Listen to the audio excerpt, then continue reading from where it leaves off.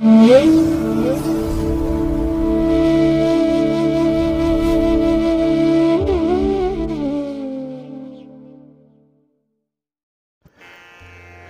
ಮಹಾಗಣಪತಿಯೇ ನಮಃ.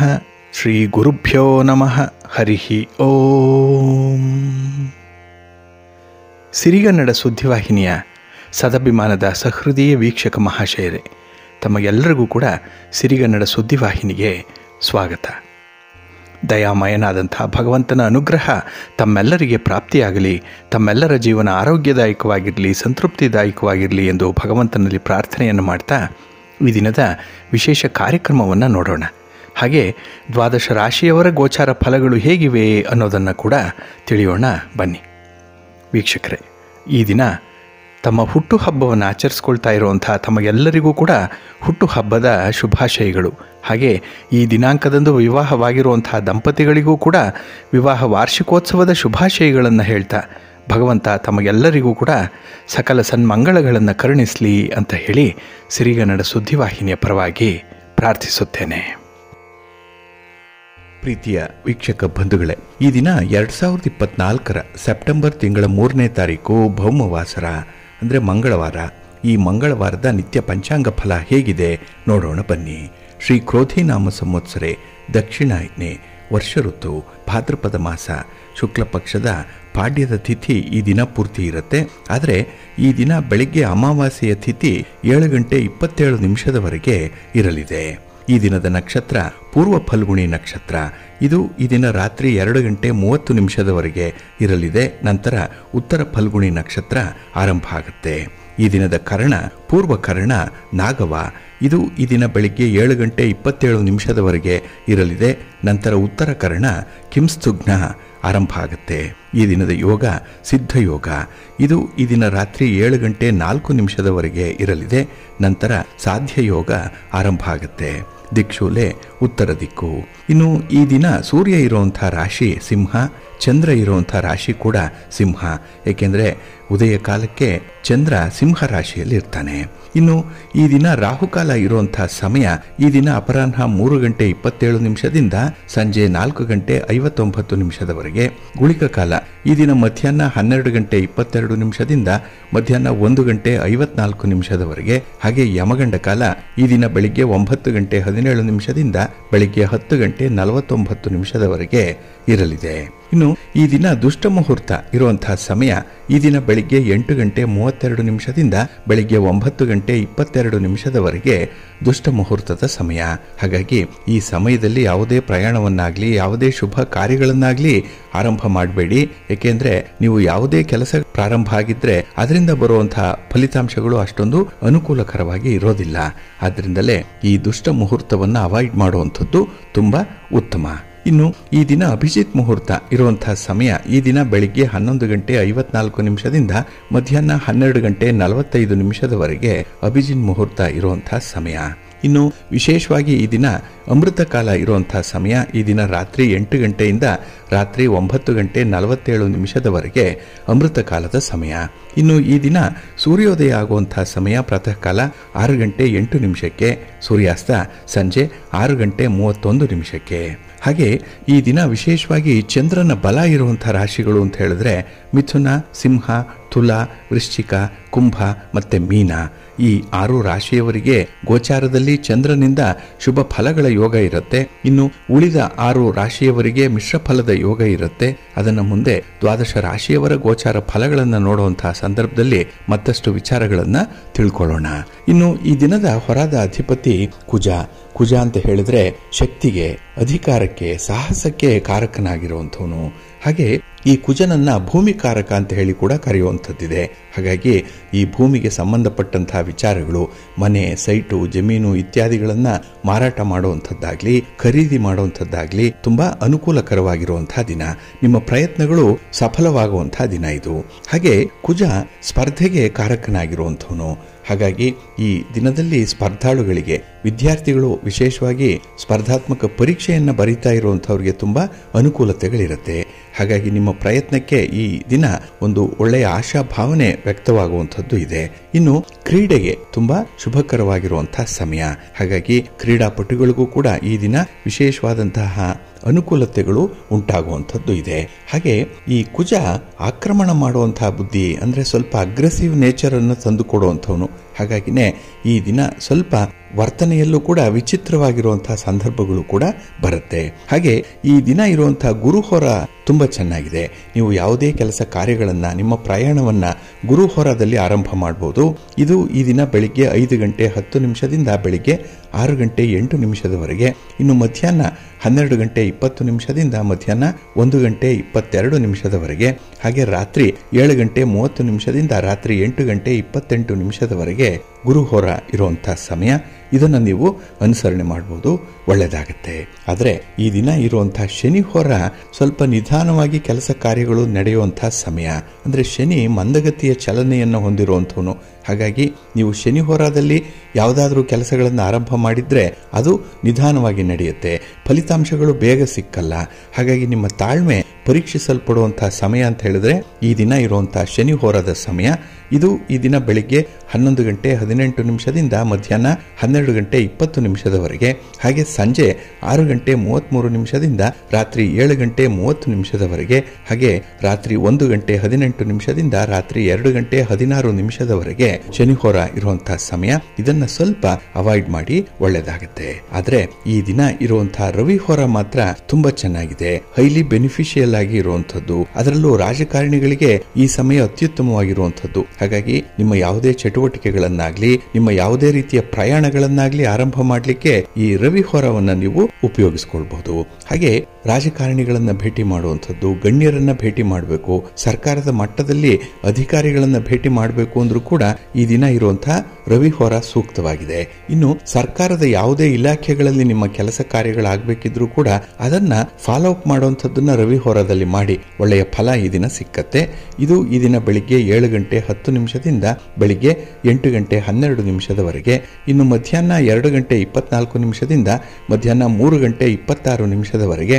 ಹಾಗೆ ರಾತ್ರಿ 9 ಗಂಟೆ 26 ನಿಮಿಷದಿಂದ ರಾತ್ರಿ 10 ಗಂಟೆ 24 ನಿಮಿಷದವರೆಗೆ ರವಿಹೋರ ಇರುವಂತಹ ಸಮಯ. ಇದನ್ನು ಕೂಡ ಅನುಸರಣೆ ಮಾಡಬಹುದು. ಆದರೆ ಈ ದಿನ ಇರುವಂತಹ ಚಂದ್ರಹೋರವನ್ನ ಸ್ವಲ್ಪ ಅವಾಯ್ಡ್ ಮಾಡಿ. ಅದರಲ್ಲೂ ಹಾಲು, ನೀರು, ಎಣ್ಣೆ, ಪೆಟ್ರೋಲ್, ಕೆಮಿಕಲ್ಸ್ ಇತ್ಯಾದಿ ದ್ರವ ಪದಾರ್ಥಗಳನ್ನ ಯಾರು ಮಾರಾಟ ಮಾಡ್ತೀರಿ, ಯಾರು ಖರೀದಿ ಮಾಡ್ತೀರಿ, ಸ್ವಲ್ಪ ಜಾಗೃತರಾಗಿರಿ ಈ ದಿನ ಇರುವಂತಹ ಚಂದ್ರಹೋರದಲ್ಲಿ. ಯಾಕೆಂದ್ರೆ ವ್ಯಾಪಾರ ವ್ಯವಹಾರಗಳು ಅಷ್ಟೊಂದು ಅನುಕೂಲಕರವಾಗಿರೋದಿಲ್ಲ. ಇದು ಈ ದಿನ ಬೆಳಿಗ್ಗೆ 10 ಗಂಟೆ 16 ನಿಮಿಷದಿಂದ ಬೆಳಿಗ್ಗೆ 11 ಗಂಟೆ 18 ನಿಮಿಷದವರೆಗೆ. ಇನ್ನು ಸಂಜೆ 5 ಗಂಟೆ 30 ನಿಮಿಷದಿಂದ ಸಂಜೆ 6 ಗಂಟೆ 33 ನಿಮಿಷದವರೆಗೆ. ಹಾಗೆ ರಾತ್ರಿ 12 ಗಂಟೆ 20 ನಿಮಿಷದಿಂದ ರಾತ್ರಿ 1 ಗಂಟೆ 18 ನಿಮಿಷದವರೆಗೆ ಚಂದ್ರಹೋರ ಇರುವಂತಹ ಸಮಯ. ಇದನ್ನ ಸ್ವಲ್ಪ ಅವಾಯ್ಡ್ ಮಾಡ್ಕೊಳ್ಳಿ. ಹಾಗಾಗಿ ಬಂಧುಗಳೇ, ನಿಮ್ಮ ಕೆಲಸ ಕಾರ್ಯಗಳನ್ನ, ನಿಮ್ಮ ಯಾವುದೇ ರೀತಿಯ ಚಟುವಟಿಕೆಗಳನ್ನ ಒಳ್ಳೆಯ ಸಮಯದಲ್ಲಿ ಆರಂಭ ಮಾಡಿ. ಪ್ರತಿದಿನ ಒಳ್ಳೆಯ ಮುಹೂರ್ತ ಅನ್ನುವಂಥದ್ದು ಇದ್ದೇ ಇರುತ್ತೆ. ಇದನ್ನ ನೀವು ತಿಳ್ಕೊಳ್ಬೇಕು, ಅನುಸರಣೆ ಮಾಡಬೇಕು. ಅದಕ್ಕಾಗಿನೇ ಆಯಾ ದಿನದ ತಿಥಿ, ವಾರ, ನಕ್ಷತ್ರ, ಯೋಗ, ಕರಣ ಈ ಪಂಚ ಅಂಗಗಳ ಬಗ್ಗೆ ನೀವು ಮಾಹಿತಿಯನ್ನ ತಿಳ್ಕೊಂಡು ಮುಂದುವರಿಬೇಕು. ಅದಕ್ಕಾಗಿನೇ ಸಿರಿಗನ್ನಡ ಸುದ್ದಿವಾಹಿನಿ ಪ್ರತಿನಿತ್ಯ ಪ್ರಸಾರ ಮಾಡುವಂತಹ ಈ ಪಂಚಾಂಗದ ವಿವರಗಳನ್ನ ಕೇಳಿಸ್ಕೊಳ್ಳಿ. ಇದರಲ್ಲಿ ನಿಮಗೆ ಬೇಕಾದಂತಹ ಮಾಹಿತಿಗಳು ಸಿಕ್ಕತ್ತೆ. ಅದನ್ನ ಅನುಸರಣೆ ಮಾಡಿ ನಿಮ್ಮ ಕೆಲಸಗಳನ್ನ, ನಿಮ್ಮ ಪ್ರಯಾಣವನ್ನ ಆರಂಭ ಮಾಡಿದ್ರೆ ಒಳ್ಳೆಯ ಫಲ ಸಿಕ್ಕತ್ತೆ. ನೀವು ಬಯಸಿದಂತಹ ಒಂದು ಫಲಿತಾಂಶವನ್ನು ಪಡ್ಕೊಳ್ಬೇಕು ಅಂತ ಹೇಳಿದ್ರೆ ನಿಮ್ಮ ಕೆಲಸ ಕಾರ್ಯಗಳು ಒಳ್ಳೆಯ ಸಮಯದಲ್ಲಿ ಆರಂಭ ಆಗಬೇಕು, ಒಳ್ಳೆಯದಾಗತ್ತೆ. ಬಂಧುಗಳೇ, ಈ ದಿನದಿಂದ ಭಾದ್ರಪದ ಮಾಸ ಆರಂಭ ಆಗ್ತಾ ಇದೆ. ಅದರಲ್ಲೂ ಬೆಳಿಗ್ಗೆ 7 ಗಂಟೆ 27 ನಿಮಿಷದವರೆಗೆ ಮಾತ್ರ ಅಮಾವಾಸ್ಯೆಯ ತಿಥಿ ಇರುತ್ತೆ. ನಂತರ ಪಾಡ್ಯ ಆರಂಭ ಆಗುತ್ತೆ. ಈ ಭಾದ್ರಪದ ಮಾಸ 2 ವಿಶೇಷತೆಗಳನ್ನು ಹೊಂದಿರುವಂಥದ್ದು. ಒಂದು, ಈ ಶುಕ್ಲ ಪಕ್ಷದಲ್ಲಿ ಹಬ್ಬ ಹರಿದಿನಗಳನ್ನು ಆಚರಣೆ ಮಾಡಿದ್ರೆ ಕೃಷ್ಣ ಪಕ್ಷದಲ್ಲಿ ಮಹಾಲಯ ಪಕ್ಷಾರಂಭ ಆರಂಭ ಆಗುತ್ತೆ. ಅಂದ್ರೆ ದೇವತೆಗಳನ್ನ ಆರಾಧನೆ ಮಾಡುವಂತಹ ಸಮಯ ಶುಕ್ಲ ಪಕ್ಷ ಆದ್ರೆ ನಮ್ಮ ಹಿರಿಯರನ್ನ, ಪೂರ್ವಿಕರನ್ನ ಆರಾಧನೆ ಮಾಡುವಂತಹ ಸಮಯ ಇದು ಕೃಷ್ಣ ಪಕ್ಷದಲ್ಲಿ ಬರುವಂಥದ್ದು. ಹಾಗಾಗಿ ಎಲ್ಲ ಮಾಸಗಳಿಗಿಂತ ಭಾದ್ರಪದ ಮಾಸ ಬಹಳ ವಿಶೇಷವಾಗಿರುತ್ತೆ. ಇಲ್ಲಿ ಈ ಸೆಪ್ಟೆಂಬರ್ 4ನೇ ತಾರೀಕು ಅಂದ್ರೆ ಬುಧವಾರದ ದಿನ ಚಂದ್ರ ದರ್ಶನವನ್ನ ಮರೆಯದೆ ಮಾಡಿ. ಯಾಕೆಂದ್ರೆ 7ನೇ ತಾರೀಕು ಶನಿವಾರ ಬರುವಂತಹ ವರಸಿದ್ಧಿ ವಿನಾಯಕ ವ್ರತದಲ್ಲಿ ಏನಾದರೂ ಲೋಪಗಳಾಗಿದ್ರೆ ಈ ಚಂದ್ರ ದರ್ಶನದಿಂದ ವಿಶೇಷವಾದ ಫಲ ಸಿಕ್ಕತ್ತೆ ಅನ್ನುವಂಥ ಒಂದು ವಿಚಾರ ಇದೆ. ಇನ್ನು 6ನೇ ತಾರೀಕು ಶುಕ್ರವಾರದ ದಿನ ಬಂದಿರುವಂಥದ್ದು ಸ್ವರ್ಣಗೌರಿ ವ್ರತ. ಬಹಳ ವಿಶೇಷವಾದ ಸಂದರ್ಭದಲ್ಲಿ ಇದು ಬಂದಿದೆ. ಸಾಮಾನ್ಯವಾಗಿ ಶುಕ್ರವಾರ ಸ್ವರ್ಣಗೌರಿ ವ್ರತ ಬಂದ್ರೆ ಈ ವ್ರತ ತುಂಬಾ ಸಂಪನ್ನವಾಗುತ್ತೆ ಅನ್ನುವಂಥ ಒಂದು ನಂಬಿಕೆ ಕೂಡ ಇದೆ. ಇನ್ನು 8ನೇ ತಾರೀಕು ಭಾನುವಾರದ ದಿನ ಋಷಿ ಪಂಚಮಿಯ ಆಚರಣೆ ಇರುವಂಥದ್ದಿದೆ. ಇನ್ನು 14ನೇ ತಾರೀಕು ಶನಿವಾರದ ದಿನ ಏಕಾದಶಿಯ ವ್ರತ ಇರುತ್ತೆ. ಈ ಏಕಾದಶಿಯನ್ನ ಪರಿವರ್ತನ ಏಕಾದಶಿ ಅಂತ ಹೇಳಿ ಕರೀತಾರೆ. ಇನ್ನು 15ನೇ ತಾರೀಕು ಓಣಂ ಹಬ್ಬ ಇರುವಂಥದ್ದು. ಆ ದಿನದಂತೆ ಚಾತುರ್ಮಾಸವನ್ನು ಆರಂಭ ಮಾಡುವಂಥವರು ಕ್ಷೀರ ವ್ರತಾರಂಭವನ್ನ ಮಾಡ್ತಾರೆ. ಅಂದ್ರೆ 1 ತಿಂಗಳುಗಳ ಕಾಲ ಹಾಲನ್ನು ಉಪಯೋಗಿಸುವಂತಿಲ್ಲ. ಇನ್ನು ಆ ದಿನವೇ ಪ್ರದೋಷ ಪೂಜೆ ಇರುವಂಥದ್ದು. ಇನ್ನು 16ನೇ ತಾರೀಕು ಅನಂತ ಪದ್ಮನಾಭ ವ್ರತ ಇರುತ್ತೆ. ಇನ್ನು 17ನೇ ತಾರೀಕು ಸತ್ಯನಾರಾಯಣನ ಪೂಜೆ ಇರುತ್ತೆ. ಆ ದಿನ ರಾತ್ರಿ ಹುಣ್ಣಿಮೆ ಇರುವಂಥದ್ದು. ಹಾಗೆ ರಾಹು ಜಯಂತಿಯನ್ನ, ವಿಶ್ವಕರ್ಮ ಜಯಂತಿಯನ್ನ ಆಚರಣೆ ಮಾಡುವಂತಹ ದಿನ ಕೂಡ. ಇನ್ನು 18ನೇ ತಾರೀಕು ಹುಣ್ಣಿಮೆ, ಅನಂತನ ಹುಣ್ಣಿಮೆ ಅಂತ ಹೇಳಿ ಕರೆಯುವಂಥದ್ದು. ಅಲ್ಲಿಂದ ಆಚೆಗೆ ಅಂದ್ರೆ 19ನೇ ತಾರೀಕಿನಿಂದ ಮಹಾಲಯ ಪಕ್ಷ ಮಾಸ ಆರಂಭ ಆಗುತ್ತೆ. 15 ದಿನಗಳಿರುತ್ತೆ ಈ ಪಕ್ಷ ಮಾಸ. ಹಾಗಾಗಿ ತರ್ಪಣವನ್ನು ಕೊಡ್ಲಿಕ್ಕೆ, ಶ್ರಾದ್ದಾದಿಗಳನ್ನ ಮಾಡಲಿಕ್ಕೆ, ಯಾವುದೇ ರೀತಿಯ ಕರ್ಮಗಳನ್ನ ಆಚರಣೆ ಮಾಡಲಿಕ್ಕೆ ಈ ಪಕ್ಷ ಮಾಸ ತುಂಬಾ ಸೂಕ್ತವಾಗಿರುವಂಥದ್ದು. ವರ್ಷದಲ್ಲಿ ಒಮ್ಮೆ ಮಾತ್ರ ಬರುವಂತಹ ಈ ಪಕ್ಷ 15 ದಿನಗಳೇನಿದೆ ಇದನ್ನ ಮಹಾಲಯ ಪಕ್ಷ ಮಾಸ ಅಂತ ಹೇಳಿ ಕರೆಯುವಂಥದ್ದು. ಹಾಗಾಗಿ ಈ ಪಕ್ಷ ಮಾಸದಲ್ಲಿ ಮಾಡಬೇಕಾಗಿರುವಂತಹ ಕೆಲವು ವಿಶೇಷ ಕಾರ್ಯಗಳೇನು, ಯಾವ ರೀತಿಯಲ್ಲಿ ಪಿತೃ ಋಣವನ್ನ ತೀರಿಸ್ಕೊಳ್ಬಹುದು, ಪಿತೃ ಶಾಪ ಆಗಲಿ, ಪಿತೃಗಳಿಂದ ಉಂಟಾಗುವಂತಹ ಬಾಧೆಗಳನ್ನ ಹೇಗೆ ನಿವಾರಣೆ ಮಾಡಿಕೊಳ್ಬೇಕು ಅನ್ನುವಂಥ ವಿಚಾರಗಳನ್ನ ನಾವು ಮುಂದೆ ನೋಡೋಣ. ಇನ್ನು ಅಕ್ಟೋಬರ್ 2ನೇ ತಾರೀಕು ಬುಧವಾರದ ದಿನ ಮಹಾಲಯ ಅಮಾವಾಸ್ಯೆ ಇರುತ್ತೆ. ಇದನ್ನೇ ಮಹಾನವಮಿ ಅಮಾವಾಸ್ಯೆ ಅಂತ ಹೇಳಿ ಕರೆಯುವಂಥದ್ದು ಕೂಡ ಇದೆ. ಹಾಗಾಗಿ ಈ ಭಾದ್ರಪದ ಮಾಸದ ವಿಶೇಷತೆಗಳ ಬಗ್ಗೆ ನೀವು ಗಮನ ಇಟ್ಕೊಂಡಿರಿ ಅಂತ ಹೇಳ್ತಾ, ನಾವು ನೆನ್ನೆಯ ಅಮಾವಾಸ್ಯೆಯ ದಿನ ನಿಂಬೆಹಣ್ಣಿನ ಬಗ್ಗೆ ಒಂದು ಪ್ರಯೋಗವನ್ನು ಹೇಳಿದ್ವಿ. ಕೆಲವರು ಅದರ ಬಗ್ಗೆ ಸಾಕಷ್ಟು ಸಂದೇಹಗಳನ್ನು ಕೂಡ ಕೇಳಿದ್ದೀರಿ. ಅಂದ್ರೆ ಯಾವ ಸಮಯದಲ್ಲಿ ನಿಂಬೆಹಣ್ಣಿನ ದೀಪವನ್ನು ಹಚ್ಚಬೇಕು ಅನ್ನುವಂಥದ್ದನ್ನ. ಇಲ್ಲಿ ಪ್ರತಿದಿನ ಬರುವಂತಹ ರಾಹುಕಾಲದಲ್ಲಿ ಮಾತ್ರ ನಿಂಬೆಹಣ್ಣಿನ ದೀಪವನ್ನು ಬೆಳಗಿಸಬೇಕು. ಅದರಲ್ಲೂ 48 ದಿನ ನಿರಂತರವಾಗಿ ಈ ದೀಪವನ್ನ ಹಚ್ಚಿದ್ರೆ ಈಗಾಗಲೇ ಹೇಳಿರುವಂತಹ ಫಲಗಳನ್ನ ಪಡ್ಕೊಳ್ಳಿಕ್ಕೆ ಸಾಧ್ಯ ಆಗತ್ತೆ ಅನ್ನುವಂತಹ ವಿಚಾರಗಳನ್ನ ಮನಸ್ಸಿನಲ್ಲಿ ಇಟ್ಕೊಳ್ಳಿ. ಇನ್ನು ಈ ನಿಂಬೆಹಣ್ಣಿನ ಉಪಯೋಗದ ಬಗ್ಗೆ ಕೂಡ ತಿಳಿಸಿ ಅಂತ ಹೇಳಿ ವೀಕ್ಷಕರು ಕೇಳಿರೋದ್ರಿಂದ ಅದರ ಬಗ್ಗೆ ಈ ದಿನ ಸ್ವಲ್ಪ ಮಾಹಿತಿಯನ್ನು ನೋಡೋಣ. ಇಲ್ಲಿ ನಿಂಬೆಹಣ್ಣಿನಲ್ಲಿ 3 ವಿಧ ಇದೆ. ಒಂದು ಗಜನಿಂಬೆ, ಕಾಡು ನಿಂಬೆ ಮತ್ತೆ ರಸನಿಂಬೆ ಅನ್ನುವಂಥದ್ದು. ಇಲ್ಲಿ ಗಜನಿಂಬೆ ಇದು ಸಿಪ್ಪೆ ಸ್ವಲ್ಪ ದಪ್ಪವಾಗಿ ಇರುವಂಥದ್ದು. ಅಡಿಗೆಯಲ್ಲಿ ಉಪಯೋಗಿಸ್ತಾರೆ. ಉಪ್ಪಿನಕಾಯಿಯನ್ನು ಹಾಕ್ಲಿಕ್ಕೂ ಕೂಡ ಇದನ್ನು ಉಪಯೋಗ ಮಾಡುವಂಥದ್ದಿದೆ. ಇಲ್ಲಿ ಕಾಡು ನಿಂಬೆಯ ಉಪಯೋಗ ತುಂಬಾ ಇರುವಂಥದ್ದು. ಇದನ್ನ ಔಷಧಿಗಳಲ್ಲೂ ಕೂಡ ಬಳಸುವಂಥದ್ದು ಇದೆ. ಇನ್ನು ಈ ರಸನಿಂಬೆ ನಾವು ಸಾಮಾನ್ಯವಾಗಿ ಪ್ರತಿನಿತ್ಯ ಉಪಯೋಗಿಸುವಂತಹ ನಿಂಬೆಹಣ್ಣಿದು. ಇದರ ಸಿಪ್ಪೆ ಬಹಳ ತೆಳುವಾಗಿರುತ್ತೆ, ಆದರೆ ರಸ ಹೆಚ್ಚಾಗಿರುತ್ತೆ. ಈ ಗಿಡ ತುಂಬಾ ಔಷಧೀಯ ಗುಣವನ್ನ ಹೊಂದಿರುವಂಥದ್ದು. ಹಾಗಾಗಿ ನಾವು ನಿಂಬೆಹಣ್ಣಿನ ಉಪಯೋಗದ ಬಗ್ಗೆ ಹೇಳೋದಾದ್ರೆ ಇಲ್ಲಿ ರಸನಿಂಬೆಯ ಬಗ್ಗೆ ಹೆಚ್ಚು ಮಾಹಿತಿಯನ್ನ ಕೊಡ್ತಾ ಇರುವಂತದ್ದನ್ನ ಗಮನಿಸಿ. ಇಲ್ಲಿ ನಿಂಬೆಹಣ್ಣಿನ ಉಪಯೋಗ 16 ಇರುವಂಥದ್ದು.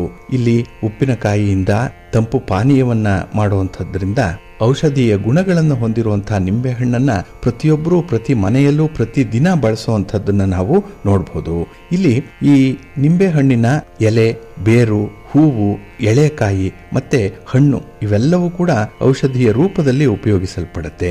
ಈ ಎಲೆಯನ್ನ ಸ್ವಚ್ಛ ಮಾಡಿ ಅಕ್ಕಿ ತೊಳೆದ ನೀರಿನಲ್ಲಿ ಕಿವಿಚಿ ಕುಡಿಯೋದ್ರಿಂದ ಗರ್ಭಿಣಿಯರ ವಾಂತಿ ನಿಲ್ಲತ್ತೆ ಅನ್ನುವಂಥದ್ದನ್ನ ಆಯುರ್ವೇದ ತಿಳಿಸತ್ತೆ.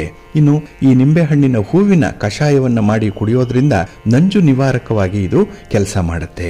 ಹಾಗೆ ಈ ನಿಂಬೆಯ ಎಳೆಯ ಕಾಯಿಗಳನ್ನು ಬೇಯಿಸಿ ಕಾಳು ಮೆಣಸು, ಜೀರಿಗೆ ಸೇರಿಸಿ ತುಪ್ಪದಲ್ಲಿ ಹುರಿದು ಬೆಲ್ಲವನ್ನ ಸೇರಿಸಿ ಸೇವಿಸೋದ್ರಿಂದ ಬಾಣಂತಿಯರಿಗೆ ತುಂಬಾ ಉಪಯುಕ್ತವಾಗಿರುವಂತಹ ಒಂದು ಔಷಧ ಇದು. ಇನ್ನು ನಿಂಬೆಯ ಬೇರನ್ನ ನಿಂಬೆಯ ರಸದಲ್ಲೇ ತೇದು ಅದನ್ನು ಉಪಯೋಗಿಸೋದ್ರಿಂದ ವಾಂತಿ ಮತ್ತೆ ಭೇದಿ ಎರಡೂ ಕೂಡ ನಿಲ್ಲತ್ತೆ. ಇನ್ನು ನಿಂಬೆಯ ಮುಳ್ಳು ನಂಜು ನಿವಾರಕವಾಗಿ ಇರುವಂಥದ್ದು. ಬಹಳ ಹಿಂದೆ ಕಿವಿ ಚುಚ್ಚಲಿಕ್ಕಾಗ್ಲಿ ಅಥವಾ ಮೂಗನ್ನ ಚುಚ್ಚಲಿಕ್ಕಾಗ್ಲಿ ಈ ನಿಂಬೆಯ ಮುಳ್ಳನ್ನೇ ಉಪಯೋಗಿಸ್ತಾ ಇದ್ರು. ಹಾಗಾಗಿ ಈ ಕಿವಿ ಮೂಗು ಚುಚ್ಚೋದ್ರಿಂದ ಆಗುವಂತಹ ಗಾಯ ಬೇಗನೆ ವಾಸಿ ಆಗತ್ತೆ ಅನ್ನುವಂಥದ್ದು ಕೂಡ ಇತ್ತು. ಹಾಗಾಗಿ ಇದು ನಂಜು ನಿವಾರಕವಾಗಿಯೂ ಕೂಡ ಕೆಲಸ ಮಾಡುತ್ತೆ. ಇನ್ನು ನಿಂಬೆಹಣ್ಣಿನ ಬೀಜ ಇದರ ಚೂರ್ಣವನ್ನು ಸೇವಿಸೋದ್ರಿಂದ ಹೊಟ್ಟೆ ಹುಳು ನಾಶವಾಗತ್ತೆ ಅನ್ನುವಂಥದ್ದು. ಇನ್ನು ಒಣಗಿದ ನಿಂಬೆ ಸಿಪ್ಪೆಯನ್ನ ಭಸ್ಮ ಮಾಡಿ ಜೇನುತುಪ್ಪ ಸೇರಿಸಿ ಪ್ರತಿ 2 ಗಂಟೆಗಳೊಮ್ಮೆ ಸೇವನೆ ಮಾಡ್ತಾ ಇದ್ರೆ ವಾಂತಿ ಆಗುವಂಥದ್ದು ನಿಲ್ಲತ್ತೆ. ಹಾಗೆ ಈ ನಿಂಬೆ ಸಿಪ್ಪೆಗೆ ಉಪ್ಪು, ಕಾಳು ಮೆಣಸು, ಜೀರಿಗೆ ಪುಡಿ, ಇಂಗು, ಶುಂಠಿ, ಸ್ವಲ್ಪ ಓಂ ಕಾಳನ್ನ ಹಾಕಿ ಮಿಶ್ರಣ ಮಾಡಿ ಸಣ್ಣ ಸಣ್ಣ ಬಿಲ್ಲೆಗಳನ್ನಾಗಿ ಮಾಡಿ ಒಣಗಿಸಿ ಇಟ್ಕೊಂಡಾಗ ಅದನ್ನ ಬೇಕಾದಾಗ ಬಾಯಲ್ಲಿ ಚಪ್ಪರಿಸ್ತಾ ಇದ್ರೆ ಈ ಗ್ಯಾಸ್ಟ್ರಿಕ್ ಅನ್ನುವಂಥದ್ದು ಏನಾದರೂ ಇದ್ರೆ ಅದು ಗುಣವಾಗುತ್ತೆ. ಬಾಯಿಯ ರುಚಿ ಕೂಡ ಹೆಚ್ಚಾಗುತ್ತೆ. ಇನ್ನು ನಿಂಬೆ ರಸವನ್ನ ಸುಣ್ಣದಲ್ಲಿ ಸೇರಿಸಿ ಹಚ್ಚೋದ್ರಿಂದ ವಿಷ ಜಂತುಗಳ ಕಡಿತ ಮತ್ತೆ ನಂಜು ನಿವಾರಣೆ ಆಗುತ್ತೆ. ಸಾಮಾನ್ಯವಾಗಿ ಚೇಳು ಕಡಿದ್ರೆ ಅಥವಾ ಜರಿ ಏನಾದರೂ ಕಡಿದ್ರೆ ಈ ಒಂದು ಔಷಧವನ್ನ ಹಚ್ಚುವಂಥದ್ದು ಇದೆ. ಇನ್ನು ನಿಂಬೆ ರಸವನ್ನ ಸುಣ್ಣ ಬೆಲ್ಲ ಸೇರಿಸಿ ಹಚ್ಚೋದ್ರಿಂದ ಈ ಗಂಟಲುಗಳಲ್ಲಿ ಅಂತ ಹೇಳ್ತಾರೆ, ಅಂದ್ರೆ ಟ್ರಾನ್ಸಿಲ್ಸ್ ಅನ್ನುವಂಥದ್ದು ಗುಣವಾಗುತ್ತೆ. ಹಾಗೆ ಬಹಳ ವಿಶೇಷವಾಗಿ ಕೆಲವರು ಅನುಸರಣೆ ಮಾಡುವಂಥದ್ದು ಈ ತೊಗರಿ ಬೀಜದ ಪುಡಿಯನ್ನ ಜೊತೆಗೆ ನೆಲ್ಲಿ ಪುಡಿಯನ್ನ ಅಂದ್ರೆ ನೆಲ್ಲಿಕಾಯಿ ಪುಡಿಯನ್ನ ನಿಂಬೆ ರಸ ಸೇರಿಸಿ ಕೂದಲಿಗೆ ಹಚ್ಚೋದ್ರಿಂದ ಕೂದಲು ಮೃದುವಾಗಿ ಹಾಗೆ ಸೊಂಪಾಗಿ ಬೆಳೆಯುತ್ತೆ. ಇನ್ನು ಆಗ ತಾನೇ ಕರೆದಿರುವಂತಹ ಹಸುವಿನ ಹಾಲಿನಲ್ಲಿ ಒಂದು ನಿಂಬೆಹಣ್ಣಿನಷ್ಟು ಹುಳಿಯನ್ನ ಹಾಕಿ ಅದನ್ನು ತಕ್ಷಣ ಕುಡಿಯೋದ್ರಿಂದ ರಕ್ತ ಮೂಲವ್ಯಾಧಿ ಕೂಡ ಗುಣವಾಗುತ್ತೆ ಅನ್ನುವಂಥ ವಿಚಾರ ಇದೆ. ಆದರೆ ಇದಕ್ಕೆ ವೈದ್ಯರ ಸಲಹೆಯನ್ನು ಪಡ್ಕೊಂಡು ಮುಂದುವರಿಯುವಂಥದ್ದು ಉತ್ತಮ. ಹಾಗೆ ಕೆಲವರು ಎಳೆನೀರಿನಲ್ಲಿ ನಿಂಬೆ ರಸ ಸೇರಿಸಿ ಕುಡಿಯುವಂಥದ್ದಿದೆ. ಏಕೆಂದರೆ ಬೇಸಿಗೆಯಲ್ಲಿ ದೇಹದ ಉಷ್ಣತೆ ಬಹಳ ಬೇಗ ಕಡಿಮೆಯಾಗತ್ತೆ ಅನ್ನುವಂಥದ್ದು. ಇನ್ನು 1 ಚಮಚ ನಿಂಬೆ ರಸಕ್ಕೆ 1 ಎಸಳು ಬೆಳ್ಳುಳ್ಳಿಯನ್ನು ಸೇರಿಸಿ ಪ್ರತಿದಿನ 2 ಅಥವಾ 3 ಬಾರಿ ಸೇವನೆ ಮಾಡೋದ್ರಿಂದ ಸಂಧಿವಾತ ನಿವಾರಣೆ ಆಗುತ್ತೆ. ಹಾಗೆ ಕೆಲವರು ಈ ಕಾಫಿ ಡಿಕಾಕ್ಷನ್ಗಾಗ್ಲಿ ಅಥವಾ ಟೀ ಡಿಕಾಕ್ಷನ್ಗೆ ನಿಂಬೆ ರಸವನ್ನು ಸೇರಿಸಿ ಕುಡಿಯುವಂಥದ್ದಿದೆ. ಇದರಿಂದ ಜ್ವರ ಅಥವಾ ಕೆಮ್ಮು ನಿವಾರಣೆ ಆಗುತ್ತೆ. ಇನ್ನು ಕೆಲವರಿಗೆ ಗ್ಯಾಸ್ಟ್ರಿಕ್ ಸಮಸ್ಯೆ ಅನ್ನುವಂಥದ್ದಿದೆ. ಅದನ್ನ ನಿವಾರಣೆ ಮಾಡುವಂತಹ ಒಂದು ಶಕ್ತಿ ನಿಂಬೆ ಹಣ್ಣಿಗಿದೆ. ಓಂ ಕಾಳನ್ನ ತೆಗೆದುಕೊಂಡು ಅದಕ್ಕೆ ನಿಂಬೆ ರಸವನ್ನು ಹಿಂಡಿ ಬಿಸಿಲಿಗೆ ಒಣಗಿಸಿ ಮಾರನೇ ದಿನ ಮತ್ತೆ ನಿಂಬೆ ಹಣ್ಣನ್ನು ಕತ್ತರಿಸಿ ಆ ರಸವನ್ನ ಹಾಕ್ತಾ ಮಿಶ್ರಣ ಮಾಡ್ತಾ ಬಿಸಿಲಿನಲ್ಲಿ ಒಣಗಿಸ್ತಾ ಇರಬೇಕು. ಹೀಗೆ 21 ದಿನಗಳ ಕಾಲ ನಿಂಬೆ ಹಣ್ಣಿನ ರಸವನ್ನ ಹಾಕಿ ಮಿಶ್ರ ಮಾಡಿ ಒಣಗಿಸಿ ನಂತರ ಇಂಗು ಸೈಂಧವ ಲವಣ ಹಾಕಿ ಚೆನ್ನಾಗಿ ಪುಡಿ ಮಾಡಿ ಗಾಳಿ ಆಡದಂತಹ ಒಂದು ಡಬ್ಬದಲ್ಲಿ ಹಾಕಿಟ್ಕೊಂಡ್ರೆ ಇದರಿಂದ ಗ್ಯಾಸ್ಟ್ರಿಕ್ ಸಮಸ್ಯೆಯನ್ನ ನಿವಾರಣೆ ಮಾಡಲಿಕ್ಕೆ ಔಷಧವನ್ನಾಗಿ ಬಳಸಬಹುದು. ಇನ್ನು ನಿಂಬೆ ಹಣ್ಣಿನ ರಸವನ್ನ ಕೆಂಪು ಕಲ್ಲು ಸಕ್ಕರೆಯ ಜೊತೆ ಬೆರೆಸಿ ಕಾಯಿಸಿ ಪಾಕ ಮಾಡಿ ಸಣ್ಣ ಸಣ್ಣ ಉಂಡೆಗಳನ್ನಾಗಿ ಮಾಡಿಟ್ಕೊಂಡ್ರೆ ಕಫ ಕೆಮ್ಮು ಇದ್ದಾಗ ಇದನ್ನ ಪೆಪ್ಪರ್ಮೆಂಟ್ ರೀತಿಯಲ್ಲಿ ಚೀಪ್ತಾ ಇದ್ರೆ ಆ ಕಫ ನಿವಾರಣೆಯಾಗುತ್ತೆ. ಇನ್ನು 3 ವಾರಗಳ ಕಾಲ ಬೇರೆ ಏನನ್ನೂ ಕೂಡ ಸೇವನೆ ಮಾಡದೆ ನಿಂಬೆ ರಸವನ್ನ ಸೇರಿಸಿದ ನೀರನ್ನು ಕುಡಿತಾ ಇದ್ರೆ ಚರ್ಮ ರೋಗ ಗುಣವಾಗುತ್ತೆ. ಹಾಗೆ 21 ದಿನಗಳ ಕಾಲ ನಿಂಬೆ ರಸ ಸೇರಿಸಿದ ನೀರನ್ನು ಕುಡಿಯೋದ್ರಿಂದ ದೇಹದ ತೂಕ ಕೂಡ ಗಣನೀಯವಾಗಿ ಕಡಿಮೆ ಆಗತ್ತೆ ಅನ್ನುವಂಥದ್ದು ಇದೆ. ಇನ್ನು ಕೆಲವರು ಇಡಿಯಾದಂತಹ ನಿಂಬೆ ಹಣ್ಣನ್ನ ಕೆಂಡದಲ್ಲಿ ಸುಟ್ಟು ಅದರ ರಸವನ್ನು ಕುಡಿಯೋದ್ರಿಂದ ನೆಗಡಿ ಗುಣ ಆಗುತ್ತೆ. ದೇಹದ ಮೇಲ್ಭಾಗದಲ್ಲಿ ಆಗಿರುವಂತಹ ಕಲೆಗಳಿಗೆ ನಿಂಬೆ ಹಣ್ಣಿನ ರಸವನ್ನ ಬಿಸಿ ಮಾಡಿ ಹಚ್ಚೋದ್ರಿಂದ ಕಲೆಗಳು ಕೂಡ ಗುಣವಾಗುತ್ತೆ ಅನ್ನುವಂಥದ್ದನ್ನ ಆಯುರ್ವೇದ ತಿಳಿಸತ್ತೆ. ಇನ್ನು ನಿಂಬೆ ರಸ, ಸಾಸಿವೆ ಎಣ್ಣೆ, ಸ್ವಲ್ಪ ಕರ್ಪೂರ ಸೇರಿಸಿ ಅದನ್ನು ಹಚ್ಚೋದ್ರಿಂದ ದೇಹದ ಯಾವುದೇ ಭಾಗದಲ್ಲಿ ನೋವಿದ್ರೆ ಅದು ಕೂಡ ನಿವಾರಣೆ ಆಗುತ್ತೆ. ಹಾಗೆ ನಿಂಬೆ ರಸವನ್ನ ಕೊಬ್ಬರಿ ಎಣ್ಣೆಗೆ ಸೇರಿಸಿ ಕೂದಲಿಗೆ ಮಸಾಜ್ ಮಾಡೋದ್ರಿಂದ ಚೆನ್ನಾಗಿ ನಿದ್ದೆ ಬರುತ್ತೆ ಅನ್ನುವಂಥದ್ದು. ಹಾಗಾಗಿ ಯಾರಿಗೆ ನಿದ್ರಾಹೀನತೆ ಸಮಸ್ಯೆ ಇದೆ ಅವರು ಈ ಒಂದು ಪರಿಹಾರವನ್ನ ಮಾಡ್ಕೊಳ್ಬಹುದು. ಇನ್ನು ಕೆಲವರು ಈ ನಿಂಬೆ ರಸವನ್ನ ಮೊಸರಿಗೆ ಸೇರಿಸಿ ಹಚ್ಚೋದ್ರಿಂದ ಕೂದಲಿಗೆ ಹಚ್ಚೋದ್ರಿಂದ ಅದರಲ್ಲೂ ಈ ಕೂದಲಲ್ಲಿ ಇರುವಂತಹ ಹೊಟ್ಟು ನಿವಾರಣೆ ಆಗುತ್ತೆ. ಹಾಗೆ ಪ್ರತಿದಿನ 1 ಡ್ರಾಪ್ನಷ್ಟು ನಿಂಬೆ ರಸವನ್ನು ಕಣ್ಣಿಗೆ ಹಾಕೋದ್ರಿಂದ ಕಣ್ಣಿನ ಪೊರೆ ನಿವಾರಣೆ ಆಗತ್ತೆ ಅಂತ ಹೇಳ್ತಾರೆ. ಇದಕ್ಕೂ ಕೂಡ ತಜ್ಞರ ಒಂದು ಅಭಿಪ್ರಾಯವನ್ನು ಪಡೆದು ಮುಂದುವರಿಬೇಕು. ಹಾಗೆ 1 ಕಪ್ ನೀರಿನಲ್ಲಿ 1 ಒಳ ಮುಷ್ಟಿಯಷ್ಟು ಒಣ ದ್ರಾಕ್ಷಿಯನ್ನು ನೆನೆಸಿ ರಾತ್ರಿ ಅದನ್ನು ಮುಚ್ಚಿಟ್ಟು ಬೆಳಗ್ಗೆ ನಿಮ್ಮ ಶೌಚಾದಿಗಳನ್ನ ಪೂರೈಸಿದ ನಂತರ ನಿಂಬೆ ರಸದ ಜೊತೆಯಲ್ಲಿ ಅದನ್ನ ಅಗೆದು ತಿನ್ನೋದ್ರಿಂದ ಅನೇಕ ಉದರಕ್ಕೆ ಸಂಬಂಧಪಟ್ಟಂತಹ ರೋಗಗಳು ಗುಣ ಆಗುತ್ತೆ.